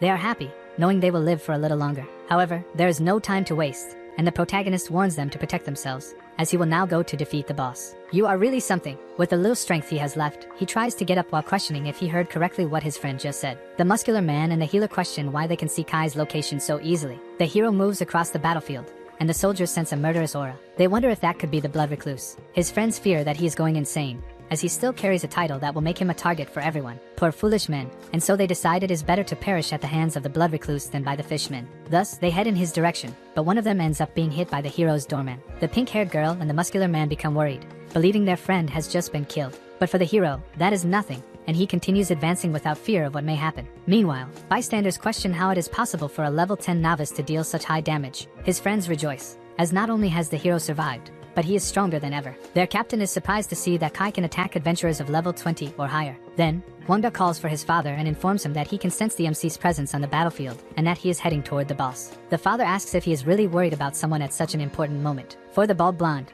that feeling in his chest remains, and he feels that Kai will be able to defeat the boss. As he advances, he comments that his former self would never do this, but the man he is now will use all his strength to protect his country. Thus, he calls for the system and requests to activate the ability he acquired earlier. The goddess of the system appears, activating the ability, and originally, the MC did not expect this to be useful, but it will definitely have value in this critical moment. Due to his assassin status, everyone on the battlefield pays attention to him, and thus, he manages to steal 1 experience point from the 200,000 soldiers present. Thanks to these positions, his power reaches 5 digits, leaving Huangda in shock, who informs his father that the protagonist is fighting against the boss. And it doesn't stop there, as the MC's attributes now double those of Jiang Feng, making his father feel fear. The fear of those two rises like never before, as they watch Kai pass through the enemies without even dodging, something a level 60 hero would do carefully. The hero only needs a single punch to defeat anyone in front of him, surprising the entire battlefield with the strength he demonstrates. As he crosses those creatures, he ends up attracting the attention of a level 74 fish commander, who turns against him and uses its sound power. The weak begin to overestimate the situation, saying that he truly wouldn't be able to hold his ground against such a superior commander. Everyone thinks it's the end for the MC, fallen to the ground, as the creature charges at him. His friends scream his name in despair. Suddenly, the drunkard appears to help. Due to the effect of alcohol, he no longer has control over his actions and therefore blurts out that he would like to receive a kiss from that creature. Holding that hideous creature, he says he doesn't want anyone to steal it from him, and then kisses it. For some reason, that ugly thing blushes and throws him to the ground, while he tries to get up, all battered. Some try to understand who that man is and how he can simply ignore the attack of a fish commander and still remain unharmed. However, Kai doesn't like Han's attitude, as he doesn't want to put him in danger. At the same time, the drunkard calls for him, saying he would never abandon him. The seer also appears and begins to conjure her power to help him. The drunkard continues to draw his wife's attention, and the MC feels happy, as he has reliable companions by his side. Some men question why the girl used the rain dance. She replies that, in fact, some don't even know enough physics to understand her attack. A smarter soldier notices and warns his companions to look at the sky. They look and see that large hail is falling, hitting a good portion of the people and creatures there. She boasts, as she previously had no attacks at all, but due to the island's weather, she managed to defeat 200 people at once. It doesn't end there, as she clearly remembers the words spoken by her captain, warning that he can fight against the fishmen without worry. Clearly, the MC is surprised, as his companions are being extremely helpful to him. Once again, the seer reminds him that he is not fighting alone, but rather with extremely reliable people by his side. To the drunkard's misfortune, a group of 3 people has just defeated his wife again. Returning to the protagonist, he apologizes for underestimating the two and thanks them for everything they have done for him so far. Thus, he begins to use his most powerful attacks against those creatures, defeating them one by one. Baldy Huang and Redhead Huang question how it is possible for Jiang to be defeating a fish commander so easily. While some try to understand what kind of power the MC possesses, he is focused on defeating even a god if necessary, as he feels stronger. Before the boss, Kai taunts him, saying he looks incredibly strong, but incredibly ugly. On the battlefield, while some support, others are incredulous at what they are seeing. His friend the seer supports him, urging him to defeat that creature. Thus, the hero advances to the final battle, while the leader of the fishmen activates his ability again,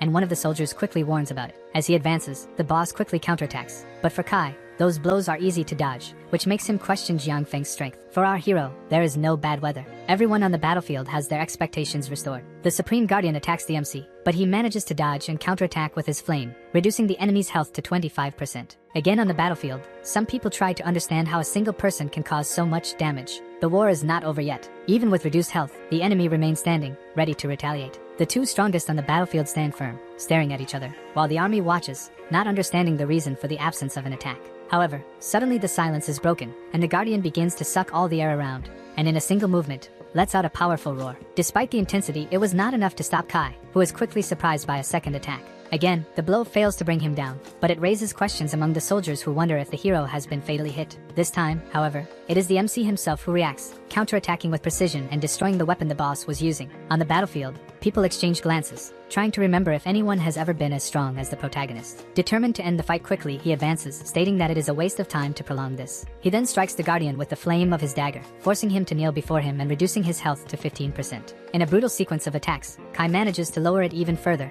leaving the boss with only 5% health. Even so, the MC grows irritated with the delay in taking down the creature, questioning why it isn't defeated once and for all. More and more blows are launched against the enemy, while he grows tired of this same story. What Jiang is doing on the battlefield is unbelievable. At this very moment, he has just left the enemy with only 1% health. Realizing the MC's power, the redhead is in shock, as at no point has the boss been able to inflict damage on him. 2 army leaders appear on the scene, summoned by Huang Tong, who feared the worst. However, Shun and Lu Jun comment to each other that they never expected the battle to take this turn, much less to encounter the person Commander Wei had spoken of. Obviously, he would not want Jiang Kai to be the one to finish off the boss. Therefore, he quickly orders his soldiers to abandon their fights and head towards the creature to defeat it before him. To persuade the warriors on the battlefield, he announces that if they let the protagonist finish off the boss, no one will receive a reward. Those words echo in the minds of many, as some need to pay for treatments, while others just want to survive. Thus, they decide to risk everything to confront the protagonist. The fools, unaware, have just sealed their own fate. They drop everything they were doing and charge forward, thirsty for blood.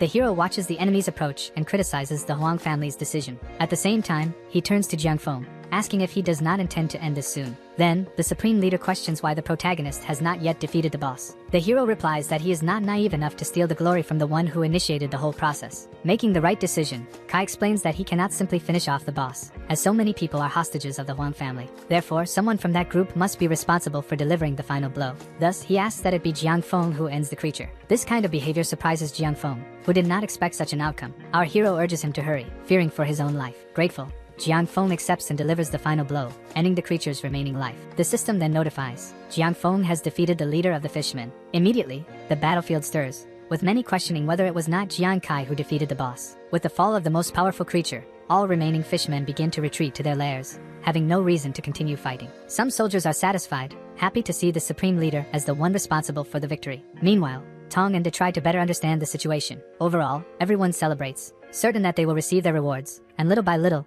the collective opinion about the protagonist begins to change. Sun Nu and Kbum are amazed, witnessing a grand feat even their captain Incredul has the opportunity to watch. Another friend of the protagonist boasts, proud of having wisely chosen who would be her captain. However, on the battlefield, some begin to rethink their loyalty to the Huang family, recalling the threats made by Tong. Tension rises. Sensing the imminent risk, Tong warns his father that they must withdraw immediately, as 200,000 people could turn against them. Father and son are frustrated, consumed by defeat and humiliation, and leave vowing that they will never forget what happened. Meanwhile, the leader thanks the protagonist for everything he has done and, not wanting to intrude too much, still asks how Kai achieved such high attributes. The hero calmly responds, explaining that he possesses a special ability that allows him to achieve such feats. However, before they could talk further, the unexpected happens. The glaciers begin to tremble. From a deep fissure, a gigantic tentacle emerges. Taking advantage of the protagonist's distraction, the monstrous appendage grabs him and violently pulls him into the abyss. Upon realizing the attack Jiang Kai has just received, his friends rush desperately to the location where he was. But before they could reach him, they received the terrible notification from the system. The protagonist had been captured by the Revenge of the Dead. This rare ability is known to be the last resort of some bosses after being defeated. The captured adventurer would suffer a horrendous punishment, subjected to unimaginable pain,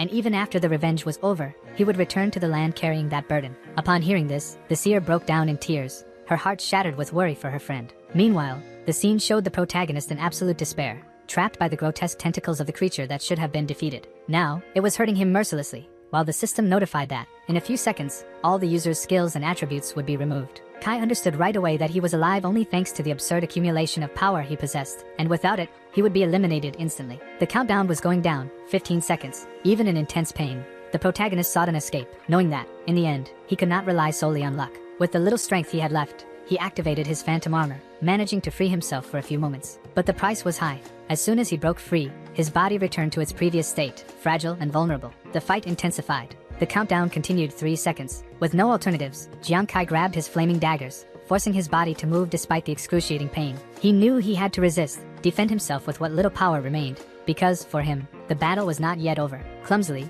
the MC asks the goddess if the war is finally over. She replies that it is and congratulates him for managing to escape Lord Page's revenge, and congratulates him again for defeating him without suffering much damage. Moreover, he achieved the feat of defeating the boss and will receive his reward, entering the room where the treasure was kept. However, the only problem is that the hero has only 10 minutes, and after that, the room will be destroyed. Doing so, he gets angry and questions why there is a countdown again. Additionally, there will be another problem, which consists of the fact that if he does not escape, he will end up being unlived, losing a good part of his treasures and experience. Thus, he decides to start immediately and collect as many things as possible to escape safely. Upon opening the door, he is faced with magnificent treasures in an exuberant quantity, as well as a potion that can increase his attributes by up to 60 points. As he has no time to lose, he drinks the potion in one go and asks to allocate all the points to agility. This is done by the system. Again, until then, it appears and congratulates him for discovering the rarest items in the area, and he feels happy and tries to hurry, as he still has 7 minutes. What he did not expect was that there would be a timer again, this time for 90 seconds, for him to collect as many items as possible from that chest. Without looking much, he hurriedly grabs as much as he can,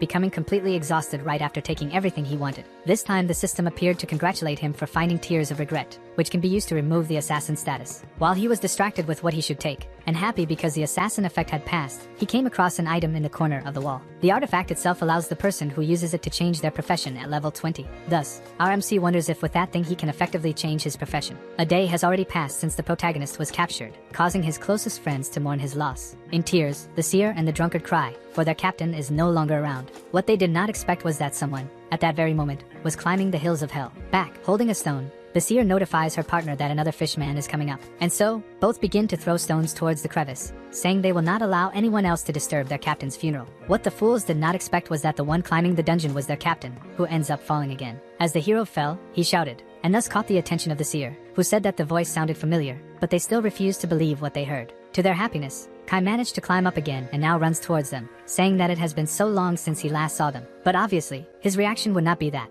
and so he questioned his companions if they were trying to deviate the hero. On planet Earth, in the city of Jiangzhou, the army leaders are gathered, discussing the protagonist having a stolen ability. Commander Ye says that, even because of this ability, people no longer even need to train. Meanwhile, Lu Jun wonders about the protagonist's state, as he remembers that he was captured by the boss's revenge. The man with long blonde hair says that it is not possible for someone to be trapped for so long in this. But the bearded soldier knows he shouldn't rely on common sense regarding Jiang Kai and that, in fact, there is a chance he has found the treasure room. However, one man refuses to believe it, saying it is impossible, as since the demon planet came into existence, few people have managed to survive it. Lu Jun also tends to believe that perhaps the protagonist indeed did not survive. Commander Ye warns that his instincts tell him otherwise when suddenly, Sun One's sister appears in the room, calling for him. Since they are in an important conversation, they end up questioning the girl if this is a reason to interrupt something significant. That's when she informs them that the matter to be discussed is about Jian, as at this very moment, he has opened a shop on the demon planet and is selling items. Then, to ensure they are not being deceived, they open the system and realize that at this very moment, the protagonist has just sold an item for 18 million. He also just sold an iron crystal for 63 million and a bunch of other items totaling around 100 million, leaving them in shock, as the hero has just sold items for over 400 million. This makes Commander Ye laugh, as he had warned that common sense does not apply to Kai. However, he is interrupted and informed that the Huang family wishes to see him. Back on the demon planet, the MC is complaining, as he had to give many discounts on his sales, even having to open a private business to manage to sell. In any case, he informs them that he managed to get items from the boss's room to give to his teammates. For the seer, the first thing he would give is the Black Ice Jade, allowing her to perform a type of freezing magic. And for Huang, he hands over a shield that increases his defense, strength, and physique, allowing him to temporarily freeze enemies. In addition to the equipment, he also gained artifacts that can help improve skills. Our hero explains that there are only two ways to enhance skills. One is by studying and striving to learn, and the other is by obtaining artifacts. These artifacts are so rare that each one can exceed 500,000 coins in value. However, the improvement only happens depending on the strength of the skill, thus requiring more or fewer artifacts to use, impressing his teammates, as at this moment, the hero is richer than ever. He asks his friends to enjoy the efforts. Therefore, he clings to his captain and thanks him for turning their day into joy and that they will never part ways. While in the background our team is arguing because they want to go to a different place. Two men pass by talking calmly. However, Davy appears and questions if Kai truly knows what it means to be shameful, as they are a bunch of losers. The seer and the drunkard ask who that man is, while he continues telling the MC not to push it for too long, and that if the protagonist continues opposing the Huang family, he will be eliminated without mercy. Moreover, in the guild challenge, he will show the military that he is nothing but a useless bastard, giving the final warning that when the guild lifts the protection, our hero should be prepared, as he will be eliminated by Da's hand. However, Kai does not know what he is talking about regarding the guild challenge. With that, Little Who explains that the guild challenge is to showcase the strength of the people in one guild or another. She explains that the required level is 21 and above, and each team sends up to 5 people to participate in the competition. Obviously, there will be rewards for the top 3 who finish at the top, with always a strong competition. In any case, she informs her companions that she will disconnect, as she needs to visit her family. Already at the hospital, his brother questions the amount he spent on all the medications. To this, he replies that there is no need to worry, as his brother just had surgery, and he will do everything to make him feel better. His brother responds by saying that the hospital he is in is already expensive enough to afford and asks not to waste money unnecessarily. Then, he replies that he never forgot his brother's dream and that, therefore, as soon as he is discharged, he should return to being an adventurer. But his brother knows it is difficult to go under the conditions he is in. Moreover, it is expensive to buy equipment. However, Kai responds that he does not need to worry about money and that he will never have to work again, while showing the system with the balance he has. That, instead of relieving, ends up frightening his brother, who asks how he managed to get hundreds of millions. However, the protagonist responds that he earned that money honestly on the demonic planet, and therefore, should not worry. Moreover, he clearly remembers what his brother did to save them from the battlefield. Thus, he must return and save even more people. Despite the comforting and reassuring words, his brother still has doubts, as his body is weak. Then, the MC picks up a halved apple and hands it over, saying that he can definitely be a hero. Leaving the hospital, the protagonist is happy because his brother will finally be able to fulfill his dream. In addition, Ingzi will return to school as well. While he was distracted, Lu Jun appears and asks to come with him. However, the protagonist replies that there is no time, as he needs to go to school. The only reason Ravinho is there is that something happened to his sister. Elaith, unfortunately, got involved in the accident. Arriving at the location, Kai is worried and therefore, starts shouting his sister's name while desperately running towards the bus. However, someone calls out to him, saying that she is fine, and he then runs close to his sister and asks what happened. She replies that, unfortunately, the bus caused an accident, but Jiang Feng, who was there, helped save her, leaving her without any injuries. Our hero, concerned, questions why a man from the Huang family is there. Then, Lu Jun approaches and asks to explain to Kai the most important point of all, as the accident was caused by the Huang family. This is due to the fact that he has been interfering with the Huang family, and now that this family has defeated the Ice Boss, they have been using this to attack the protagonist. Commander E is doing everything he can to keep him and his family safe, and the only way for the protagonist to remain under the protection of the army is to face the family in the guild challenge. Lu Jun finishes explaining that this was the limit to which the army could commit, and that if he does not participate, the the consequences will fall on his family. And since the merit of the boss's defeat has fallen on the Huang family, all they can do from now on is turn a blind eye, leaving him with only two options, one to participate in the bet, and the other to enlist in the military as soon as possible. Kai's sister asks if they will indeed receive protection if her brother joins the army. Lu Jun replies that yes, as the MC still has a valuable profession. This ends up making the MC sad, as he can imagine various things that will happen to his family from now on. However,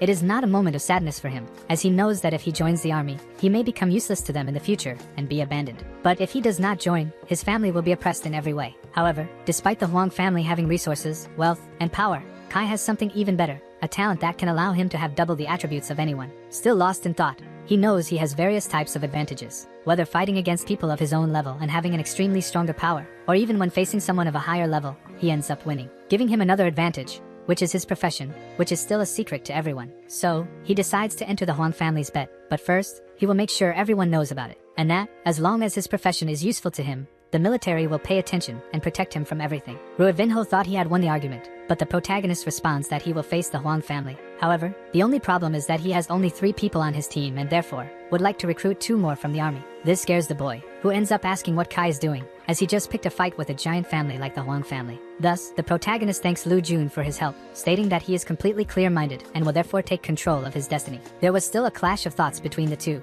Therefore, Haitian appears saying that he likes the protagonist and will support him by lending some people. John Fone warns that, as a friend of Kai, he will help him too and will keep an eye on the Huang family in case they try to mess with him again. But still, Lu Jun cannot understand why those people are acting impossibly. When one does not want to, two cannot. Therefore, Lu Jun warns that, in any case, he was instructed by Commander Wei to help the MC, and the protagonist thanks the 3, saying that if they need him in the future, they can definitely count on him, as he will help in any way. Thus, the siblings walk to Taida at night, as they are going to see a new house. His sister questions the reason for this. Then, the MC replies that, since the Huang family is wicked, they must be cautious about what is possible. Shikina then asks if they haven't stopped at the wrong place, as the houses there have an extravagant value. The protagonist warns that this will be their house from now on. The girl enters ecstasy, as the house is more beautiful and cozy than anything she has ever seen, besides having a lovely pool, a large living room, and other things. She becomes even happier when she enters her room and asks if she is not dreaming, as that place is extremely beautiful. Her brother, as a good protector, tells her not to worry, as from now on, they will lead a comfortable life and yes, this will be their house from now on.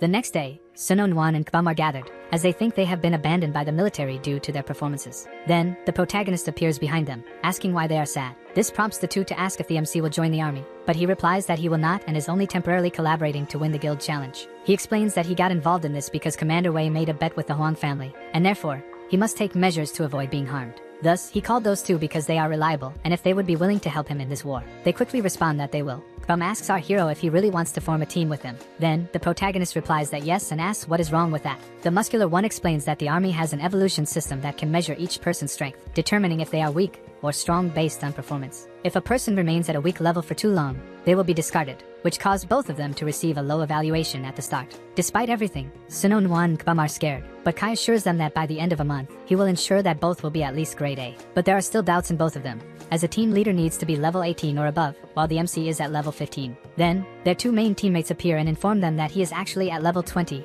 and is ready to change professions. In any case, Kai introduces those 2, with her being Huin, the seer, and Wan, the drunkard. Then, everyone greets each other. Gradually, they realize they just heard that the protagonist is at level 20, while all the others are at level 9. Thus, the MC explains that level 20 for him is nothing, as he aims to elevate all of them to superior level 20. Only then can they defeat the Huangs. This makes Kbam question if he is hearing correctly, as this is practically impossible. The seer approaches the commander and says that she has complete confidence in her captain and therefore, they should think of a name for the team, arriving at the result of Team Vulcan. With everything settled, the protagonist asks them to rest today, as tomorrow will be busy. However, he still has doubts in his heart. He is clearly afraid of what might happen. He remembers what he had to go through in the novice area, with the muscular one, feeling nervous and lacking confidence in his abilities. Despite Kai's encouraging words, this did not make the man feel good about himself, and therefore, the MC must think of something to help him flourish his talent. So, as a goal, he must help Shu elevate his talent and improve even more. But first, he must improve himself, using the 50 artifacts he still possesses. Then, he calls upon the goddess of skills and asks her to enhance the demon gaze and phantom flight. To start with, both cards just leveled up to level 2, thus increasing the penetration effect by 10% when throwing and 50% damage, although the consumption has increased. However, it doesn't stop there, as the system notifies that the more he trains his hands, the greater the chance of unlocking an additional state of the flying cards. Moreover, he will be able to enter a frenzied player state, having 10 seconds with increased attack speed, but the energy consumption will be 220%. Obviously, the ocular power was also increased by 50% tracking chance, but the mental energy consumption will rise to 120% when used. As his last ability allowed for a frenzied state, he also questions whether this time he will have another. The goddess warns that yes, and by activating this ability, she will be able to throw her opponents. But everything will depend on each person's mental strength. Depending on how high the mental strength of your enemy is, he may influence, but it will be with less effect, and it may even be ignored. And there are no risks of reverse effects. 2 days have passed, and finally Kai and his team are in the territory of the armored lizard. Sibyl, scared as always, asks if the MC is not going crazy for bringing them there, since the level of those lizards is 25 and above. But evidently wanting to complicate things even further, he reminds them that in that territory, there are also warrior lizards above level 50. They know that, although rare, usually 1 in every 20, these monsters cause even more fear, as they are leaders among extremely strong creatures. Sununuin, despite trusting the protagonist's abilities, knows they are taking too much risk, as the level difference between them is enormous. Trying to reassure his team, the MC explains that the only way for them to improve is through real battles. Not only that, but he also reveals that there is a chance of obtaining artifacts for class change, which can only be found in special territories. Since these chests may contain items that allow for skill upgrades, the team becomes frightened. The seer then asks if the protagonist already has any. He simply replies that this is a secret and orders them to leave quickly, as they cannot waste time. Walking deeper into the forest, they notice lizard footprints, so the protagonist asks everyone to be careful. Meanwhile, the muscular one talks to Juan, asking how he deals with the fear of ghosts. The drunkard replies that he has never been afraid, as the special wines he produces have unique effects, one of which is the denial of feelings. But soon after, Juan asks his friend not to drink, as he will be extremely important in the fight due to his profession. While they were distracted, the MC notices something strange and warns his team that something will emerge beneath their feet. A level 25 lizard has just appeared, chasing them all. At that exact moment, the only one who remains still is the protagonist, causing his team to scream for him to move or he will be hit. But Kai remembers that he needs to help his friend overcome his own limits, and for that reason, he lets him face the lizard head-on to practice even more. Being an extremely common lizard, the protagonist knows that the muscular one can defeat it, but not easily. To encourage his friend, Jiang stands still, waiting for the creature's attack. His team goes into a panic, begging him to run or he will be devoured by the beast. Suddenly, Kbum takes the lead and manages to land a direct attack on the lizard. Everyone is surprised, including the MC, who is happy for his friend. But not everything goes as planned. The man becomes scared, as he would receive a counterattack. Kai, however, would not leave everything in the boy's hands. He uses his flaming daggers to strike the lizard. Then, he warns that he has left the enemy with little health and asks Zuzu to finish off the creature. The man, however, is scared and cannot even move. Even so, his fate cannot be defined by fear. He conjures a sword and pierces the lizard. His friends urge him to open his eyes, as the fight is already over. The system then notifies that the level 25 lizard has been defeated. The muscular one, trying to disguise it, comments that he was startled when he saw the creature coming out of the hole. He approaches Jiang and asks why he remained still. Jiang replies that his mind could not process everything that was happening at high speed. Moreover, he had received the promise that he would be protected. Trying to encourage Kbum, the healer comments that he couldn't even do that when he was led by another captain. Evidently impressed, he asks how his companion's attack could be so strong, and he replies that it is nothing compared to the other enemies they have faced. In any case, the MC asks them to stop talking and move on to the location where the chests surrounded by level 35 creatures are. They climb to a peak to get a better view and notice the presence of 3 elite lizards. Additionally, there may be a warrior lizard guarding the precious items. Kai is also worried, as the last time he only managed to defeat the fishman thanks to his ability to steal attributes. To start, he devises a plan. The seer should use her rain power to mask the group's scent. She replies that it will not be a problem, as she has overcome challenges that have strengthened her. The plan boils down to Hu Yan using the rain dance and Sun Wan preparing the poison. In the offensive part, the protagonist and Zhu Zui will remain, who will be responsible for preventing the lizards from getting too close to the MC. They begin the process. The lizards start to get confused. Meanwhile, Kbum runs in fear alongside the protagonist. However, what they did not expect was the exuberant number of lizards that appeared,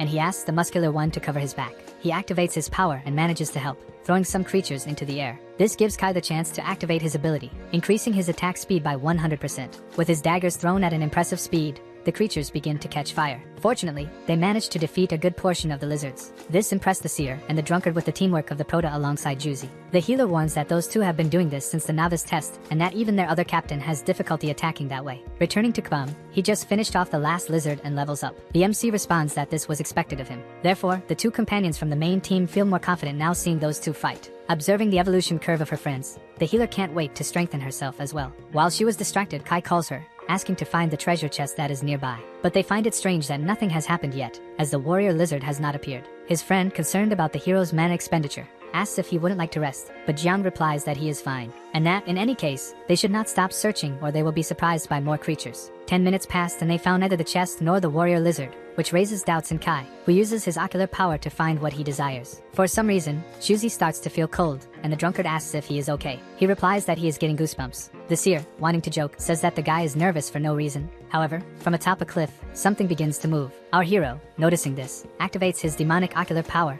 and realizes that the problem is in the spot where the two are standing, and so he warns them not to move, but it seems to be too late, as a tail begins to fall towards them. The attack only hits the rock, giving them the opportunity to escape and stay close to the Prota. Finally, what they were looking for appeared, the level 58 warrior lizard. Unfortunately for them, the monster manages to camouflage itself with the colors of a rock. The MC acts immediately and throws his daggers at the enemy while asking for more information from Manhua. Unfortunately for them, the first class of warriors they encounter is a phosphorescent lizard that weighs 24 tons. Despite this information, at no point did the MC stop attacking the creature, resulting in good critical damage. This makes his friends happy, but not the hero, who is worried about the enemy's strength. However, as motivation, he also knows that the rewards will be better. For now, that lizard was the strongest the group would face, as it had a layer that made it difficult for the protagonist's daggers to penetrate. The drunkard asks what they should do to defeat the creature, but the healer replies that there aren't many options, as its strength exceeds 380. As she spoke, the lizard began to run towards the protagonist. To conclude, she warns that the enemy's strength was around 380. The friends become worried seeing him almost get hit, but fortunately, he manages to dodge, reflecting on what he could do to defeat the enemy. The hero knew that if he were hit by a simple scratch, he would be crushed. He is grateful for drinking the potion that increased his agility by 60 points. Then, he devises a plan that consists of using Juzi's power, but for that, he would need to make him activate his enhancement class. If he failed, they would have to flee immediately. To activate this enhancement, Kai calls for him, remaining still while waiting for the attack. Seeing the captain in danger, Shuzi uses one of his powers to push the creature away, giving the group time to think of something better. Since it didn't have much effect, the protagonist tells his friend to run, as he would be pursued. To draw the enemy's attention, he throws his daggers while running with him. Suddenly, the drunkard decides to act and everyone realizes he was going to do something foolish. The hero knew he could not allow Ruan to proceed, as it would be the end for him. Fortunately for everyone, he only activated his protective shield. Even so, it was not enough to contain the enemy. The drunkard ended up being thrown far away by the impact. However, Kai notices strange behavior in his friend and questions why he is not denying his feelings like before. It is then that the seer explains that Ruan had managed to create a new formula for his drink. But instead of helping, he now believes he is an armored lizard and even claims to have found his female of prayers. Even the lizard itself does not understand what it heard, but without hesitation, it moves towards him. The battle continues, and the drunkard remains in love with the lizard. He runs towards his love while expressing his feelings, and in the background Kai attacks. However, the hero knows that things cannot continue this way. Meanwhile, Juan insists on calling the creature his wife, telling her to rest on his strong chest. Then, he shifts all the responsibility to his friend Juzi, saying that only he has a chance to defeat the hardtail. Juzi remembers the conversation he had with the drunkard about not being afraid of what to do. To heal this type of trauma, he pulls out the drink and ingests it, shouting. Upon consuming the drink, the system notifies that from now on, every time he drinks, he will not be aware of his strength or his actions, as he will become confused. Despite the hero's continuous attacks, it was still not enough to stop the creature, causing concern among his companions. However, Shuzi gathers his courage and begins to counterattack the hardtail. Fortunately, he managed to activate the class upgrade, and this only happened because he ingested the alcoholic drink, which gave him extreme confidence. While the hero believes that his friend will become extremely efficient from now on, Shuzi boasts, telling the creature to prepare, as it would be defeated. The opposite happens. He ends up being hit by the monster's tail. Kai rushes to help, throwing his daggers at the enemy while pulling his injured friend away. He thanks the muscular one for his effort,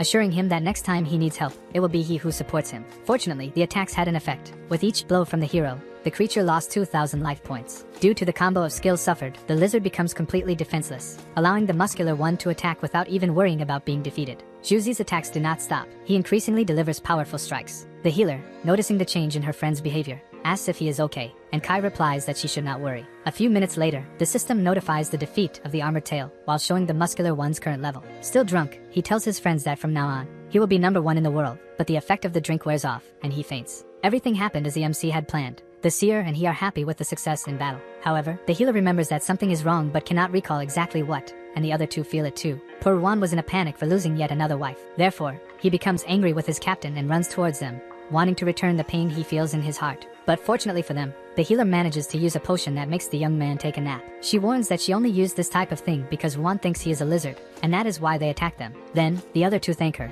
and the seer asks for the potion's recipe. After the battle, everyone goes to rest in a calm place, which will cease to be calm with Ruan and Juzi suspiciously embracing. With the calmness present, the healer approaches Kai and asks if he would like to drink water, and he accepts. And he asks why she hasn't slept yet, and she explains that she can't believe all the things that happened today. Even the MC cannot believe that Ruan's drink would have such a positive effect on his friend. And Ruan, embarrassed, asks if Shuzi will continue to evolve in the coming days. The MC replies that possibly yes, but Shuzi needs to master the art of confidence, as this time he only managed to use his skill upgrade due to the drink. While the two were talking, Yuan lets out a scream saying he will be #1 in the world, making him change his mind, saying he needs to train even more, and she agrees. At dawn, the muscular one wakes up happy, saying that things will be different, as he feels better about himself. Meanwhile, the seer warns that the night before, Ruan fell in love with a female caterpillar, and the young man starts to vomit, asking her to stop talking. Finally, they will be able to put their hands on the chest and earn the rewards, and Kai asks them to do it together. So, who asks the MC not to open the chest, as he is having bad luck, and instead, let Sunwon open it. The healer asks if she can really do that,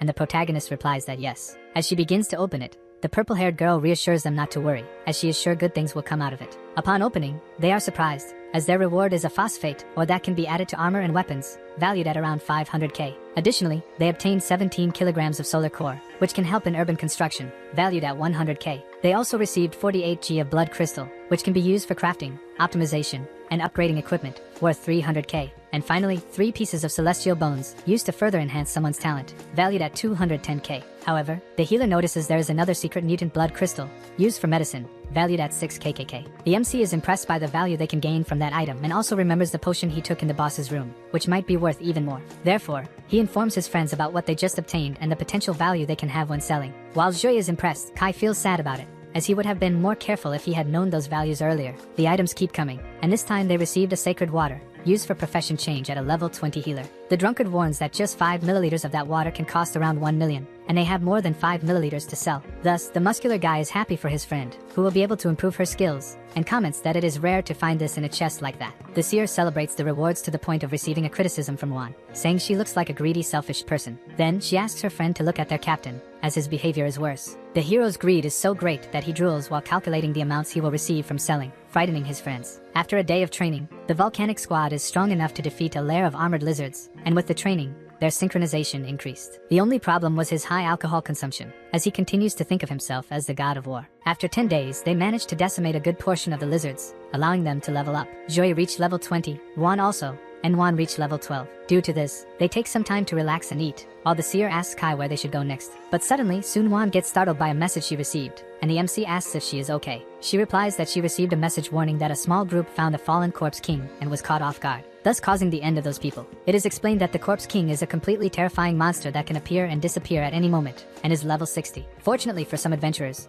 the corpse king is resting to recover from the damage of battle. Evidently, they comment that if those people had managed to defeat the king, they could be celebrating right now, but the opposite happened. With that, our hero asks Sunwon if this news is recent. She replies that it is not, but soon some guilds will send people to investigate the case. She then realizes that the protagonist is eager to go hunt the corpse king. He explains that at this very moment, there must be many people trying to hit the jackpot. Therefore, he asks his team to gather, as they will go hunt the creature. Evidently, the healer and the drunkard are confident, stating that if the protagonist counts on them, they will leave immediately. Besides that stress, Jui also agrees, saying that the volcano team would be nothing without him and therefore, will go along with the group. Thus, everyone prepares for the journey in search of the corpse king. The next day, they are tired from the journey and arrive at a completely deserted and hot place. The healer warns that the trees there are about 20 years old and that if they reach 30, they could become fire spirits. While they were walking calmly, the MC, along with the muscular guy, notices something. Sibao recognizes those people. It is the Azuri team. He comments that the closer they get to the objective, the more teams will appear. As expected, 3 other groups had already arrived as well. Moreover, they must race against time if they want to have the luck to defeat the corpse king.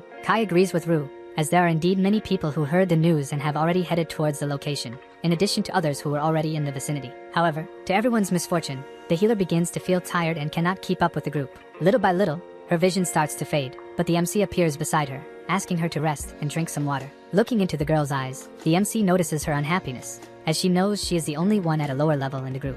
She, not wanting to hold her friends back, insists that she is not tired. But the hero knows she is and says that if she isn't, then he is, and therefore he will rest for a moment. The rest of the group also agrees to stop, as they do not want to fight on an empty stomach. Moreover, the hero explains that the area where the undead king is located covers about 5 or 6 kilometers and still has several monsters without territory. Then, the seer asks what the plan is. He replies that he doesn't know, but they should stop and consider all the other factors before acting. The drunkard poses a question to Kai that goes as follows. With so many teams searching for the undead king, how will the volcano team be the first to find him? The healer, sad, can only lament. Meanwhile, Shuzi was talking to Hu, asking her to use her divination powers, but she says she cannot do that with such precision. Getting closer to the girl, The man says that the advantage they have is the fact that they have a seer on their team. Upon hearing this, she asks if he wants her to do a rain dance again. Then, he warns that the girl is forgetting that before being a seer, she was a feng shui expert and therefore knows exactly where the undead king is to regain his energy. Remembering, she warns that the undead king will be in a place with a lot of energy. Thus, the protagonist asks the girl to find out which spot on that peak has the most energy, as that is where the creature will be. She says she understands and will do it immediately.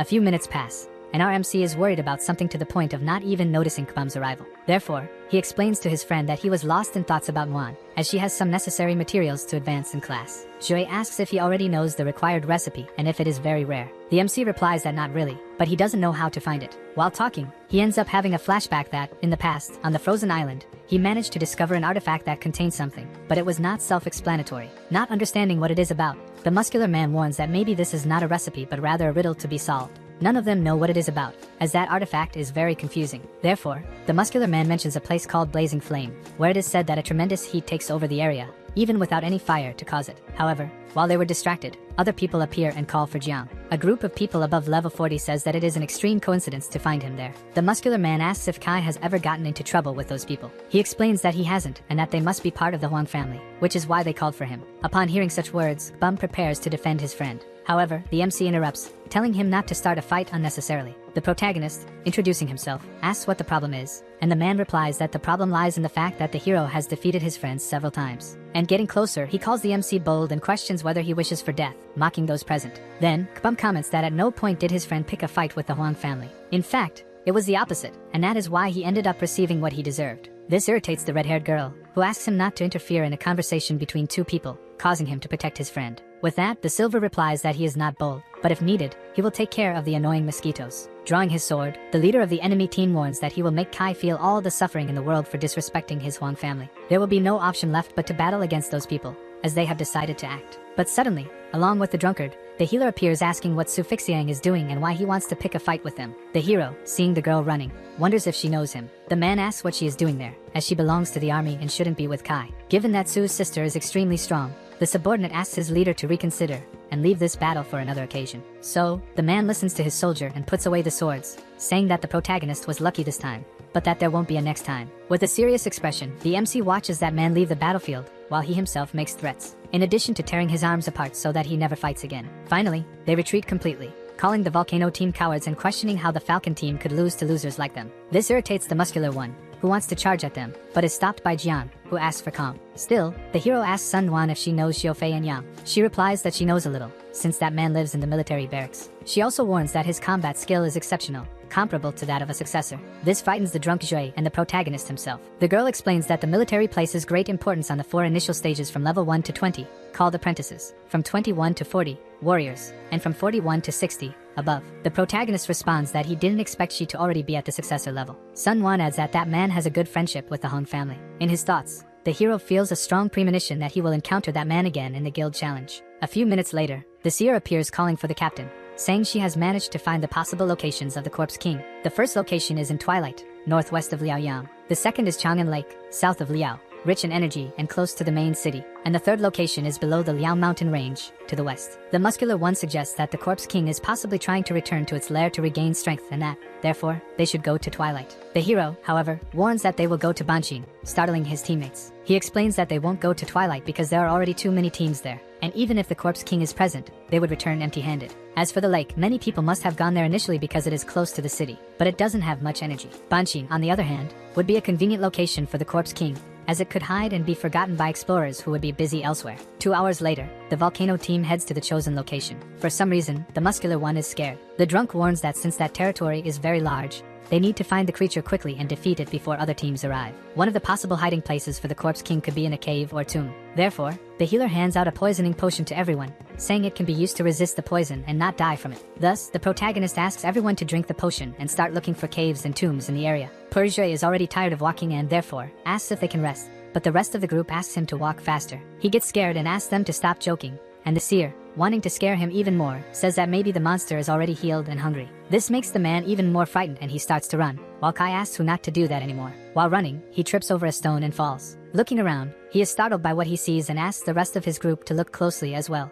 The seer, observing more carefully, warns that it is an abandoned tomb and that they can hardly notice its presence. Therefore, the drunk questions whether a Corpse King could fit in there, since the tomb is too small. However, suddenly, the area around the gravestone begins to crack, causing Kai to tell his friends to back away. Everyone starts to run, while the hero climbs a tree and asks Jay to face things head on, while the MC prepares to attack. He asks not to push things too hard and to retreat in any case. Gradually, the king rises from the tomb. Now, the creature has fully risen and its power is over 8,000. Then, the protagonist again asks everyone to be careful. The first to receive a glare is Jue, who is trembling all over, asking for that thing to stay away from him. At first, the king uses its sonic power to try to inflict damage, and seeing that he couldn't withstand the pressure for long, Kbum pulls out a beer to drink and gather courage. After drinking his lifting brew, he starts to feel confident, while shouting that he is the strongest in the world. The fight intensifies even more. Each blow manages to take a bit of the boss's life, but Zoe continues to be scared. The friends, hidden in the trees, realize that the muscular man's sword is not causing significant injuries. The protagonist also notices this and asks him not to advance immediately, but the boss is already preparing and strikes the young man directly. Another attack follows,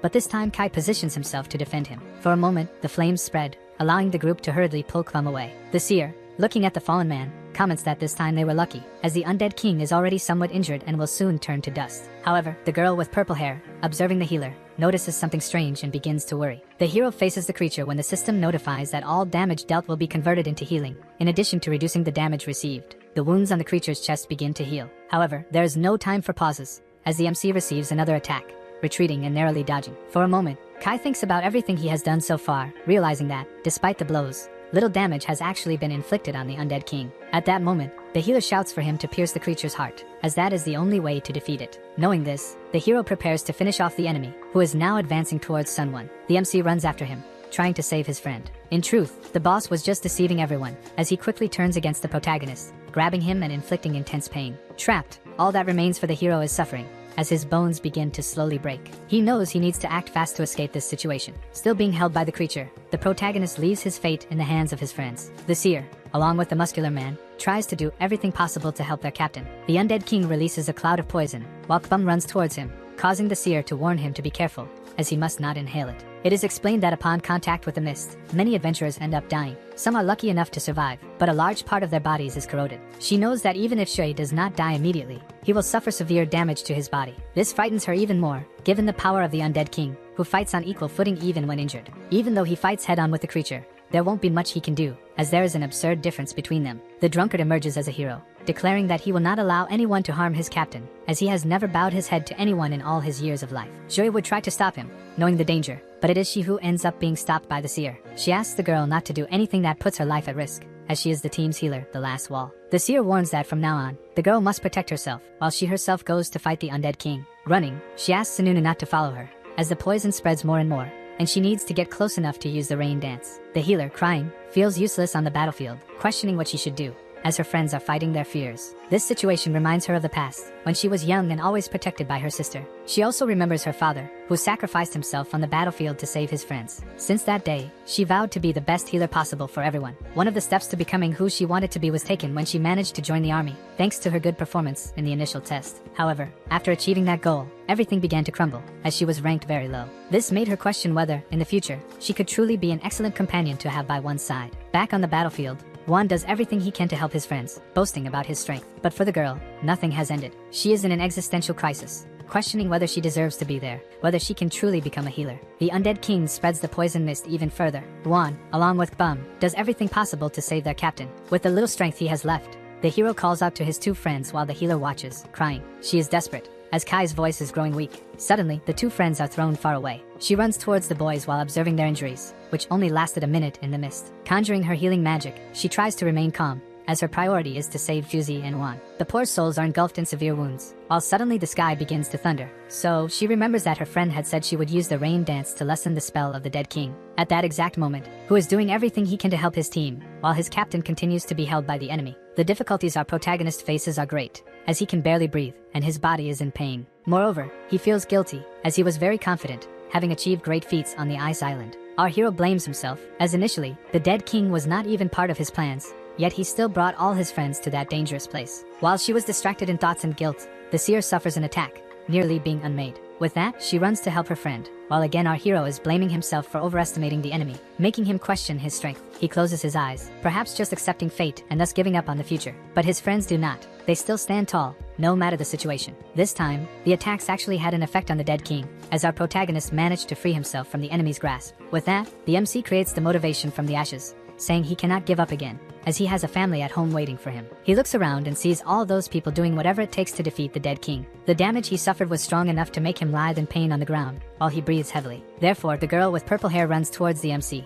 asking what they should do, as Shuzi, Hu, and Wan will soon be exhausted. Kai first asks the girl to calm down, as he feels like his bones are broken and needs her to examine him quickly. He looks at her, saying he fully trusts her, making her cry even more. She responds that she will do whatever it takes to help them. While they were recovering, the drunkard and the muscular guy were caught by the dead king and were about to be swallowed, but the hero appears at the last second. With just a kick, he manages to free them from the evil claws. Due to the kick on the monster, the protagonist manages to save his two friends and leaves the rest in the hands of the healer. And then he heads into battle, while remembering the conversation he had with the girl, who gives him the Phoenix Tear. With that, she explains that by taking that potion, his body will regain strength for 1 minute, but soon after the effect wears off, the person will faint, no matter the situation they are in. With that, Kai takes the Phoenix Potion and warns that he only needs 1 minute to finish off that creature. The dead king is currently being beaten, while the MC asks where all the bravado from before has gone. But the king counters, using his poison mist again, and the protagonist heads towards the forest, seeking a safe distance to attack. Upon finding it, he prepares to use all his power, while dodging some attacks and activating his phantom form, questioning if the boss really thinks he will catch him twice with the same trick of using poison. With the smoke screen,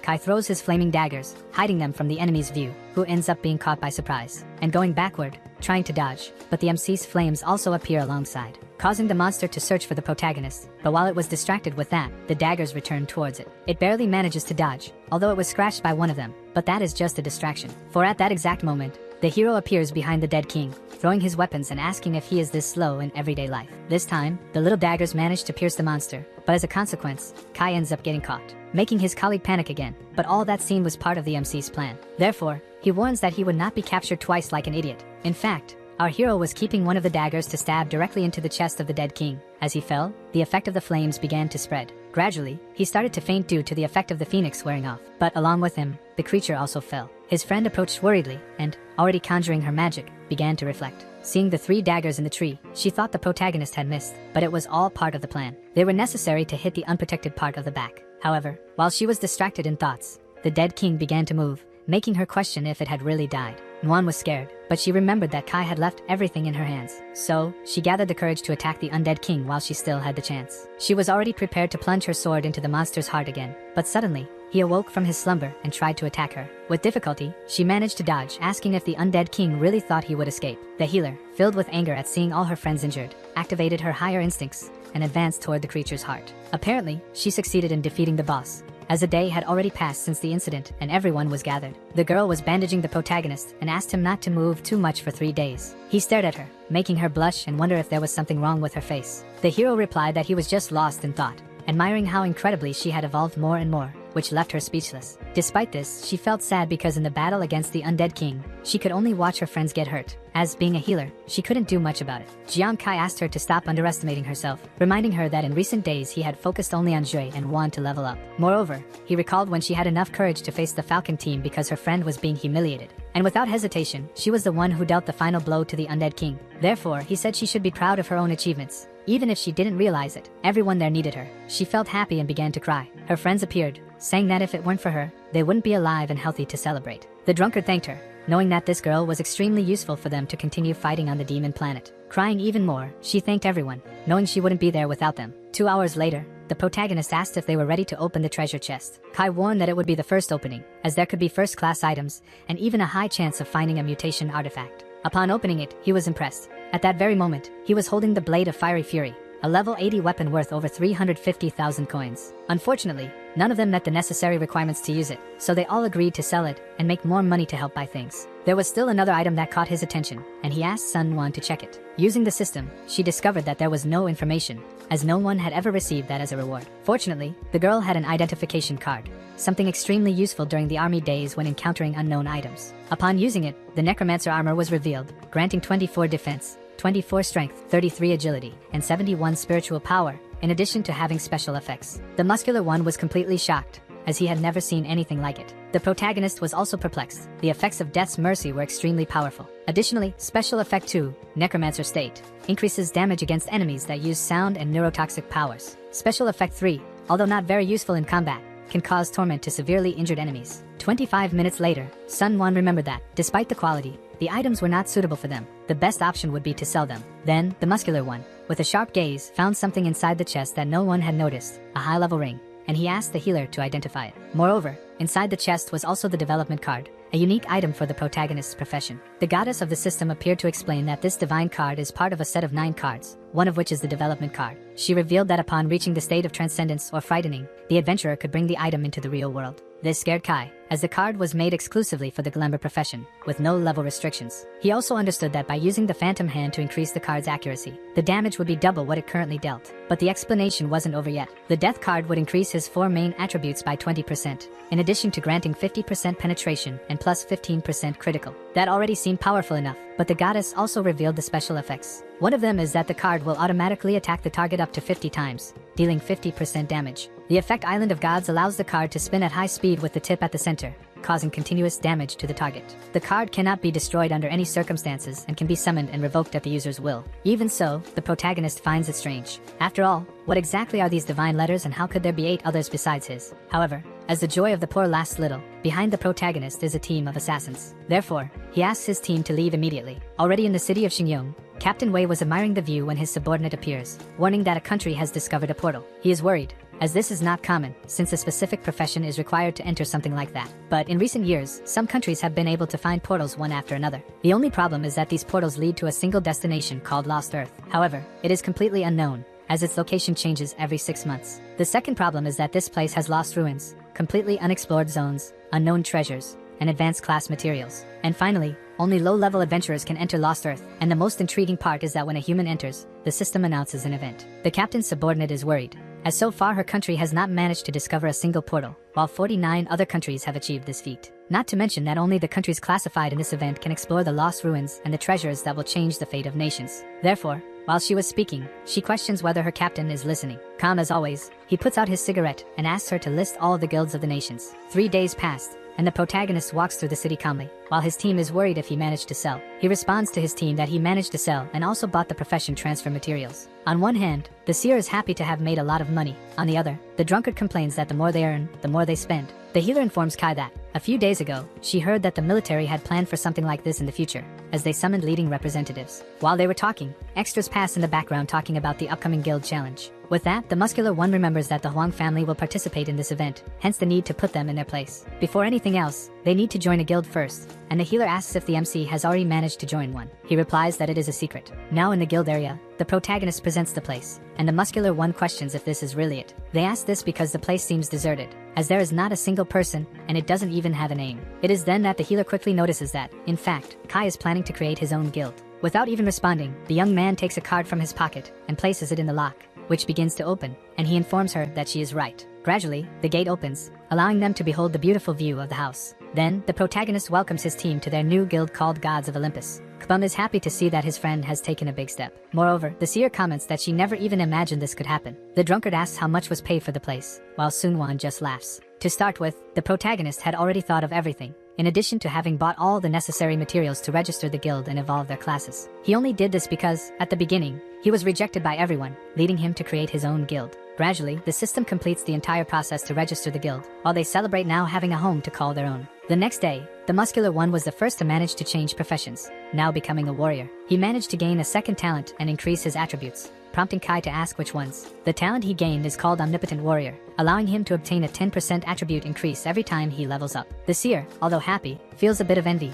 as now Joy will evolve like water. He then interrupts the girl, saying that this is not all, as during combat he can allocate his attributes wherever he wants. This impresses both the protagonist and Hu, as it is an extremely strong ability. While they were talking, Juan appears in the background looking sad. Then, they ask what is wrong with the boy. He replies that, despite having succeeded in changing professions, he still remains a drunkard and gained a talent called Wine Festival. The protagonist tries to console the boy, saying that, due to his profession, it is already a miracle to have gained points and talents. However, Hu asks the man what the Wine Festival means. He explains that this state can further stimulate the subconscious, allowing it to remain balanced in relation to sobriety. In the end, all that remains for him is that he might become more out of control than he was before, thus frightening his friends. At the moment, they are worried because an hour has passed, and there is still no sign of Sunwan. However, just as they said this, the girl appears outside, trembling all over. Everyone thinks things did not go as planned and tries to cheer up their colleague, but Kai interrupts, asking them to let the young woman speak. What no one expected is that everything went well, as she managed to acquire a talent called Toxin Analysis. None of them believe what they have just heard. She explains that with this ability, she can increase the effectiveness of medications by 10%, as well as strengthen poisons by 50%. The drunk then questions whether she will become a poisoning expert. She replies that not necessarily, as medicine is also included in this. In any case, the results were good, but they should not let success go to their heads, as the other teams in the guild challenge are even stronger. Then, the protagonist informs the team that in the coming days, they will work hard to level up even more, and everyone agrees. 7 days pass and they do not stop training. The muscular one feels stronger than ever, reaching level 25, while Suno is at level 24. The seer reaches level 38, and says that she becomes more proficient in the rain dance every day, and the drunk has managed to reach level 25. However, while they were happy, Kai notices that the tournament brackets have been released. Coincidence or not, the first opponent of the guild gods of Olympus will be Huangda. The seer comments that possibly the Huang family pulled some strings to make this happen right at the beginning. Automatically, the muscular one gets angry, wanting to go to the army to question what happened, but Huang stops him. The protagonist then asks everyone to remain calm, as he has wanted a match against that man since the beginning. Our hero will use this opportunity to show that he is not to be trifled with. The next day, everyone is in the arena that will be the stage for a battle of the century. The audience cheers as the presenter asks the first two guilds to come to the stage. Clearly, the crowd is in favor of Huangda, urging him to create a massacre. The man in the fish helmet knows that soon these people will be in their rightful place. One of his subordinates comments that she is bored, but he quickly reprimands her to change her behavior. Meanwhile, Huangda and his team wonder where Jiang Kai is, as he has not yet come to the stage. Being foolish as always, Huangda starts shouting, calling the protagonist a coward. But he did not expect what was about to happen. The protagonist, along with his team, emerges towards the stage. Finally, everyone is gathered on stage, while the protagonist asks who the coward is now. Meanwhile, in the army area, the scientists have already adjusted everything necessary to evaluate the performance of Sun Wan and Jue. Next to him was Lu Jun, who asks the man to add another person to his evaluation. Additionally, the inspector on site informs that this was an order from Captain Wei, and the man asks who the other person is. Ludmila informs that this person is the leader of the volcano squad. However, what they did not expect was that the system could not evaluate him. The scientist is perplexed, as all the other members of the protagonist team have evolved at an absurd speed. The healer sister asks how this is possible. How can all the people who are with Kai evolve so quickly? For the redhead, this is no surprise at all. Returning again to the battle site, the presenter calls for the audience's attention. She explains that once the match begins, either side can leave the protection field, forfeit, or surrender. With everyone having understood these rules, she starts the fight. The only command Huangda gives is to attack all of the hero's friends. With that, everyone charges towards the protagonist. He quickly begins to organize his team, saying that he and the muscular one will handle the attack, while Wan will protect the other two. The first is determined to show everyone there that the protagonist is not to be messed with. But obviously, the first to be scared would be the muscular one. His captain tells him not to slack off and to just listen to his commands. The former captain of Zwa is in the stands, along with his members, urging Kabam to man up, questioning whether he will actually be useful. What they did not expect was that the man would pull out a beer can and drink. With that, they start to question whether he is an alcoholic, but they did not expect what was to come. As the men from Divinho approached him, he unleashed a blow that cracked the ground and startled everyone, causing the extras to fearfully question whether the information they had was true. Returning to the muscular one, he was heading towards the enemies to put an end to that little game, while our hero sighed, knowing that in this form, he wouldn't be able to control his friend, leaving only one. But he noticed something passing by him and the girls screaming, as the drunkard had consumed alcohol. A bald man, upon noticing the presence of the drunkard, warned his friends to be careful and look after him. But what he didn't expect was for Wan to charge at him, using his shield. The first was hit by the chubby guy, but he continued to fall in love with anyone. The man managed to throw the boy off him, causing him to fall near the protagonist. As always, he wouldn't give up on his love, leaving the other extras frightened. The woman with green hair commented to her brother that Prota's team was crazy. Meanwhile, the two girls were worried, as they didn't want to gain a bad reputation due to the two drunkards in the group. Activating his ocular power, the protagonist could finally focus on the other bolts. With that, Shui charged at two other extras using his power, Earth Tremor. Unfortunately, one managed to dodge, thanks to his quick agility, and went to counterattack Kbum. Thus, the MC warned his friend that someone was attacking from behind while throwing his daggers to help. But he was stopped by a guy using a shield, who stood all pompous, thinking it worked. Meanwhile, a blonde boy was going to attack the two girls, but the seer began to conjure her power. As she conjured, the battlefield started snowing, causing ice shards to fly towards the boy, who didn't expect it. She was pleased with the strength she had, but someone appeared to help that boy from before, and one of those shards ended up coming back to hit her. Madara told the blonde never to consider him a teammate again, as he was caught off guard by an obvious attack. This infuriated the swordsman, who charged towards the two girls, saying he would take care of them personally. What they didn't expect was that right behind him was the strongest muscular one, attacking them from behind. Once again, they narrowly escaped and would first take care of Jue, who was in a frenzy. Returning to Ruan, he was still in love with the man who was trying to warn him about his sexuality. The bald man, to attack the drunkard, needed to find a way to destroy the shield,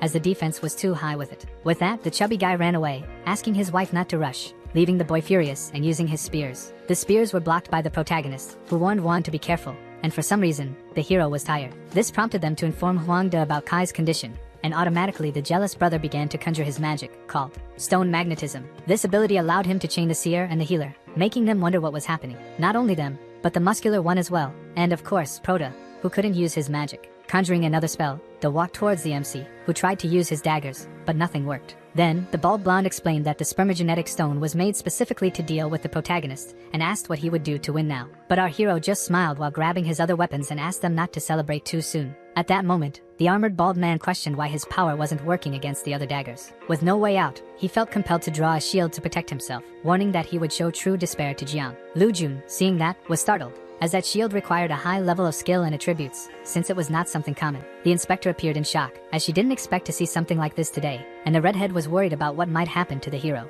Additionally, the girl was concerned about Sun Wan's fate. A simple order was given again, which consisted of everyone wiping out the Vulcan team. He asked them to do it calmly and inflict a lot of pain. Initially, they opted to attack the martial artist, and Piccolo wanted to finish off Ruan, who had become known as a woman. Unfortunately, the former captain of Sun Wan and Joy lost hope, as the level between them was completely different. Moreover, the man in the fish armor and the girl with green hair also lost their hopes in the Vulcan team. Returning to De, he boasts, believing he has already won the fight, as he and his team are unaffected by magnetism. Therefore, he activates his power again, which ends up pulling the healers and seers' weapons closer, while he shouts that he wants to see Kai go through all the pain in the world, just as he did with the Huang family. With his daggers in hand, the protagonist declares that he will never surrender to anyone. With that, he warns him to stop creating false hopes. What he did not expect was that the Prota would have an ace up his sleeve, causing the blonde man to feel fear. Not just him, but everyone else is trying to figure out what that card Kai just drew is. He then remembers that, upon creating that card, he discovered a new classification of rank SSS. He is startled, and the celestial deity warns him about the unique effects that card possesses. Back in the match,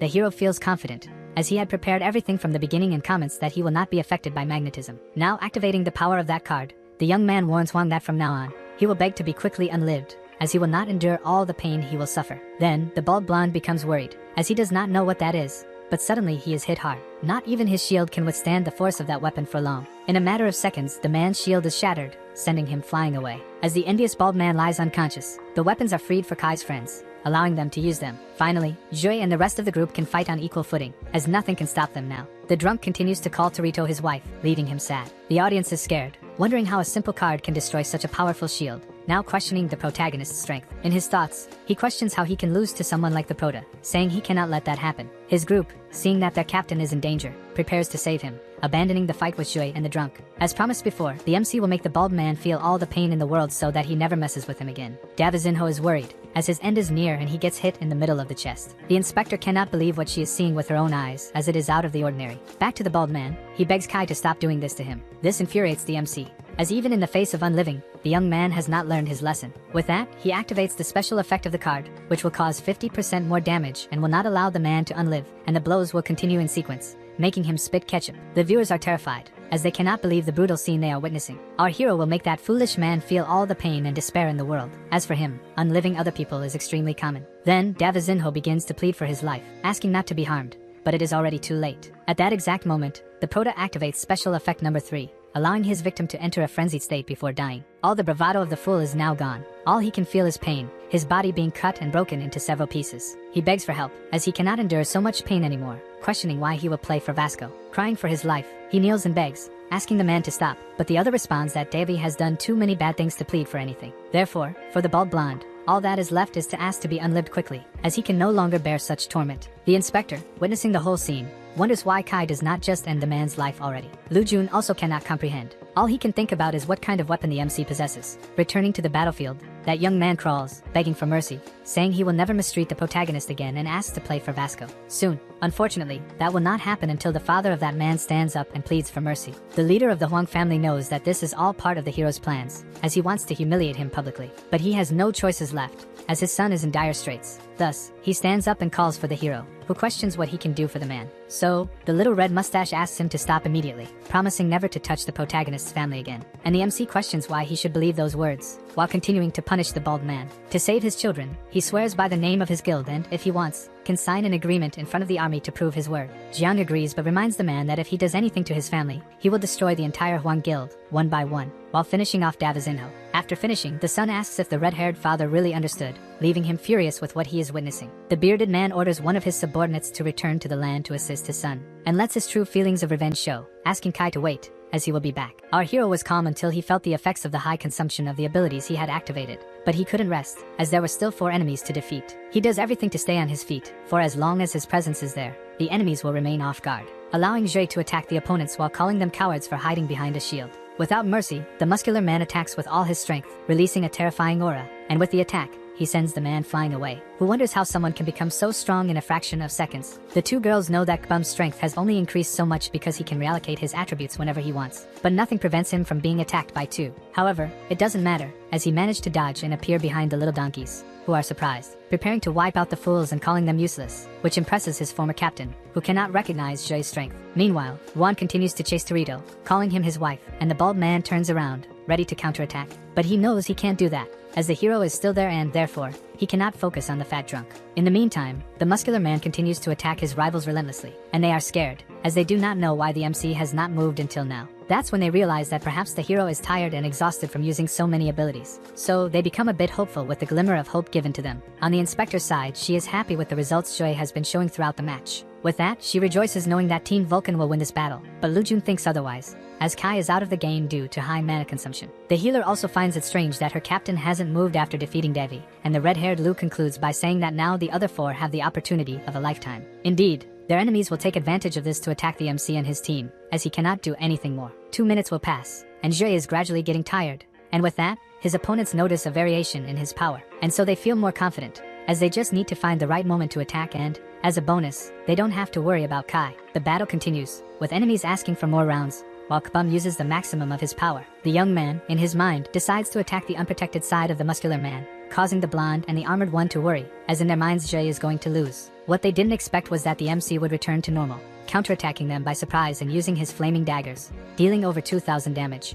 Amidst the smoke, the Prota lands calmly, and his opponents question how it is possible for him to have returned to the battle. Then, we have a brief flashback of the conversation the hero had the night before with Sue, and to start, she asks why he is so worried. He explains that he is worried about what might happen tomorrow, as they will do everything to end him, but that will only happen if he loses his daggers. The girl then asks if he has a plan to get around this, and he replies that he found something in the treasure chest perfect for the occasion. But the only problem is that after using this weapon, there will be side effects, reducing their chances of winning. Wanting to help her friend, Nguyen warns that she has an untested medicine that can restore his power to 50% for a short period, and ends by explaining that when used, he will be paralyzed for a minute, and it will only take effect if the user has used all the mana they have. She doesn't feel confident with this pill, as 1 minute on a battlefield can change the fate of everything, but in Kai's view, she is amazing and has restored his confidence. The MC is standing still, watching his friends struggle against the enemies, and decides to take the medicine. Back in the present, he is ready to help his team, and the drunk continues to confuse the young man's sexuality. But before those two could get to know each other better, Jue appears behind Torito and defeats him with a single blow. He asks the fool to remember who Kbum is forever, while Juan cries for losing yet another wife. In fury, he asks Musculoso why he did that,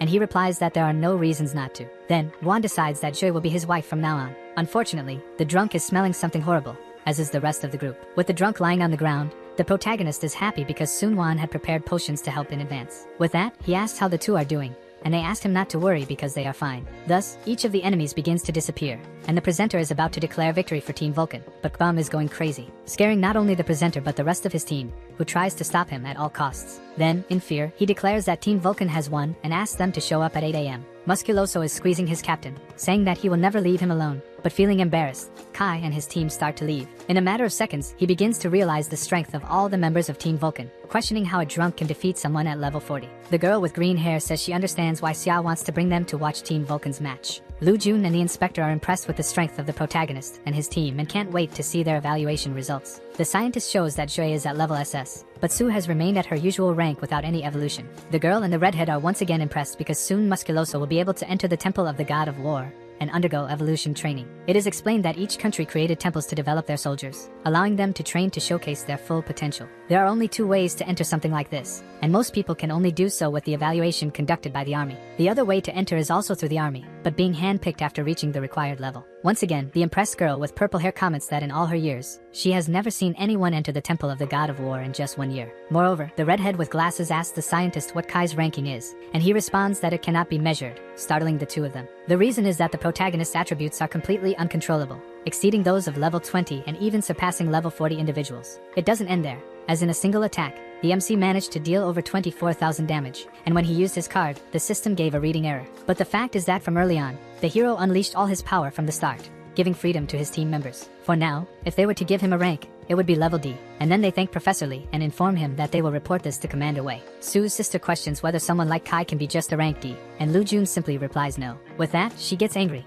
asking why he didn't object earlier regarding the mentioned level. He explains to the girl that possibly Lee's evaluation is not wrong, but rather the entire assessment process is flawed, saying it is foolish to evaluate someone with such a precarious system since they cannot determine Kai's level. Just like Commander Wei, Lu Jun is anxious to see what the hero will show in the upcoming matches. The next day, they are near a pharmacy, and Hu asks them to stop and buy medicine. Upon entering, the attendant greets them and asks what they want, and the seer asks if they have magic mushrooms. Then the attendant replies that they do and asks her to come closer to take a look. Meanwhile, our hero, looking to the side and not seeing Sunwan, wonders where she is, and upon finding her, he is surprised to see that there are also recipes for poisons there. She is worried that she hasn't found many orbs for sale recently, and the man there replies that the last one found was in an aquatic place with a god-level boss in the Taiping Mountains. Our hero questions whether people have actually been going to that location, and then the bearded man says yes, since that place is mysterious, sparsely populated, and dangerous. With that, he asks the girl to give up the idea of using a green orb and to look for other options, warning her that she won't have the capacity to use something like that. Being curious, she asks the man what the effects of the green poison are. He explains that the green poison affects the person's armor, and when inhaling the smoke, it ends up subduing them. But for it to work, the target needs to have a wet body. At first, they ran a great risk by inhaling the smoke, and they also need to rely on the luck factor of having a river nearby. Obviously, for the two sick ones, this wouldn't be a problem, and that's why they decide to take the poison. This leaves the man confused, as he just warned them about something important. In any case, it is already night, and we are in the hospital where Huang Devi is located. His father is in the background, watching his son while remembering the doctor's words about the treatment he needs to undergo and the psychological damage he has suffered. Serves the Huang family right. They wanted to meddle with someone they shouldn't have, and now they are paying the price for it. He becomes furious seeing his children in this situation and punches the wall while blaming Kai for everything. Revealing his fury, he remembers that he promised not to touch the MC's family but didn't promise anything about touching him. While he was distracted, someone appears asking if he called for him and questions whether the conversation will be about the guild challenge. Over the days, some teams have been dropping out of their battles because they witnessed something horrible in the protagonist's fight against A. But there were some who wanted to confront him and only managed to try because they were defeated effortlessly. And finally, Kai and his team are in the top 16. Already at night, however, on the same day, the seer informs her captain that the information about tomorrow's match has been released. On the system screen, they are congratulated for reaching the top 16 and that their next opponents are the Falcon team from the Black Turtle, and they are to be at the location by 8 AM. This gives the muscular one a chill, as he has a feeling he has met those people from the Falcon team before. Then our hero explains to his friends that Su Feixiang is the leader of the Falcon team and they encountered them in the Valley of Kings, and that this little group belongs to the Huang family. They remember that this group had bothered the protagonist, and so they decide to take them down, but they must be careful since the Falcon team is no joke. Being the children of executives, they have top-notch equipment and are obviously strong, so they must act with caution. Su also warns that the Falcon team has excellent teamwork and the ability to adapt to various situations. She reminds the MC about Su Feixiang's agility and strength, asking Kai to be careful, and he agrees with the girl. On the day of the event, the spectators are commenting that they will witness a good fight between the best teams of the tournament so far. Half of the audience is apprehensive about the fact that Su could be Kai's nemesis during this tournament. At first, the blue-haired one tries to instill fear with his gaze while asking if the hero has forgotten what he said before. The protagonist stops his friend because Jue is currently irritated, asking the man in front of him not to be arrogant to the point of burning his own tongue. Thus, the MC asks them to stop talking and let their fists do the talking. Then the presenter starts the event, and the battle begins after the 10-second countdown. Some are scared, others apprehensive about what they will witness as the countdown decreases every second. One of the people cheering for the victory of the Vulcan squad is the blonde girl and the former captain of Jue and Su. Finally, the countdown reaches 0, and the battle begins with each member heading towards their opponents. Taking a defensive position, the seer tells her friends to stay alert and be careful. Then Kai is the first to attack with his daggers, making Hu initially think he has surprised his opponents. However, what they didn't expect was that those fools would be able to block the hero's strikes. And with that, Su warns that he will show them how to fight. Upon realizing that those attacks were stopped, the healer and the drunkard are in shock, but it is not enough to scare the protagonist. Once again, the extras are commenting on how the team can adapt to certain circumstances, allowing their other members to attack. One of the protagonist's daggers is spinning like a Beyblade on the boy's shield, who remains calm while stopping the dagger. With that, the girl with red hair asks to go attack Kai, and the muscular one allows it. Moreover, whenever a member in front is stopped by some damage, another appears to replace them at an absurd speed. With that, the girl attacks with all her strength towards the hero's group, who manages to dodge easily. The inspector is surprised by Team Falcon, as she had never seen them fight. She only knew of their existence. Lu Jun explains to the girl that although their levels are not high, they still possess high-level talents and equipment. Back in the fight, the hero retreats, asking for his weapon to return while thinking about the work he will have to do to defeat them due to their teamwork. With just a sincere exchange of blows between both sides, the protagonist managed to feel true fear. To end things, Team Vulcan apparently brought a magnetic stone to the battle as well. But one of the men realizes that the swords are not being controlled, and that this time it was completely ineffective. Then Sue asks if the protagonist group tampered with their weapons, and our hero responds that it was obvious they would come prepared. One day before the match, they are gathered because Kai had kept something that could help them with the magnetic stone. The protagonist, jumping up, will show Sue feel that regardless of teamwork, everyone will fall before him. With that, bursts of attacks begin to hit some of their opponents, and his plan is to make his daggers chase those people for some time. Returning to the inspector, she is surprised because she did not expect Kaio to find a way to combat magnetism in such a short time. Back in the fight, the hero orders his friends to attack because there isn't much time to hold his ability. Joi will be the first to demonstrate his strength, asking them to witness his feats. He managed to deliver an attack, but it was not enough to hit anyone, as they managed to dodge. While he was distracted looking for his enemies, someone appears attacking from behind. Kai, noticing that his friend would be hit, tries to defend her and succeeds. However, what he did not expect is that this was part of Sue's plan to attack him head-on. Then Kbum turns to where the blow came from and warns the girl that by trying to catch him off guard, she will suffer the consequences. At the moment he charges forward, a boy appears to defend his blow while asking the girl with red hair to go help another person on the team. The man knows he cannot underestimate the muscular one, and the fight between those two only intensifies with each passing second. With that, Joi charges towards the one with the shield, using his meteor attack again. Now on the other side of the arena, Juan is doing everything to protect his two friends who are being attacked constantly. What they did not expect is that in a fraction of a second, the drunkard would take his drink and change his behavior to something more aggressive. This allows the other two girls to focus only on the two now unprotected girls, however, who uses her rain technique to defend herself, and her support magic also begins to heal. With that, everyone starts to slow down due to the hail falling, making it impossible for them to attack. Our video ends here. If you enjoyed it, please like and subscribe to the channel. Until next time, bye bye.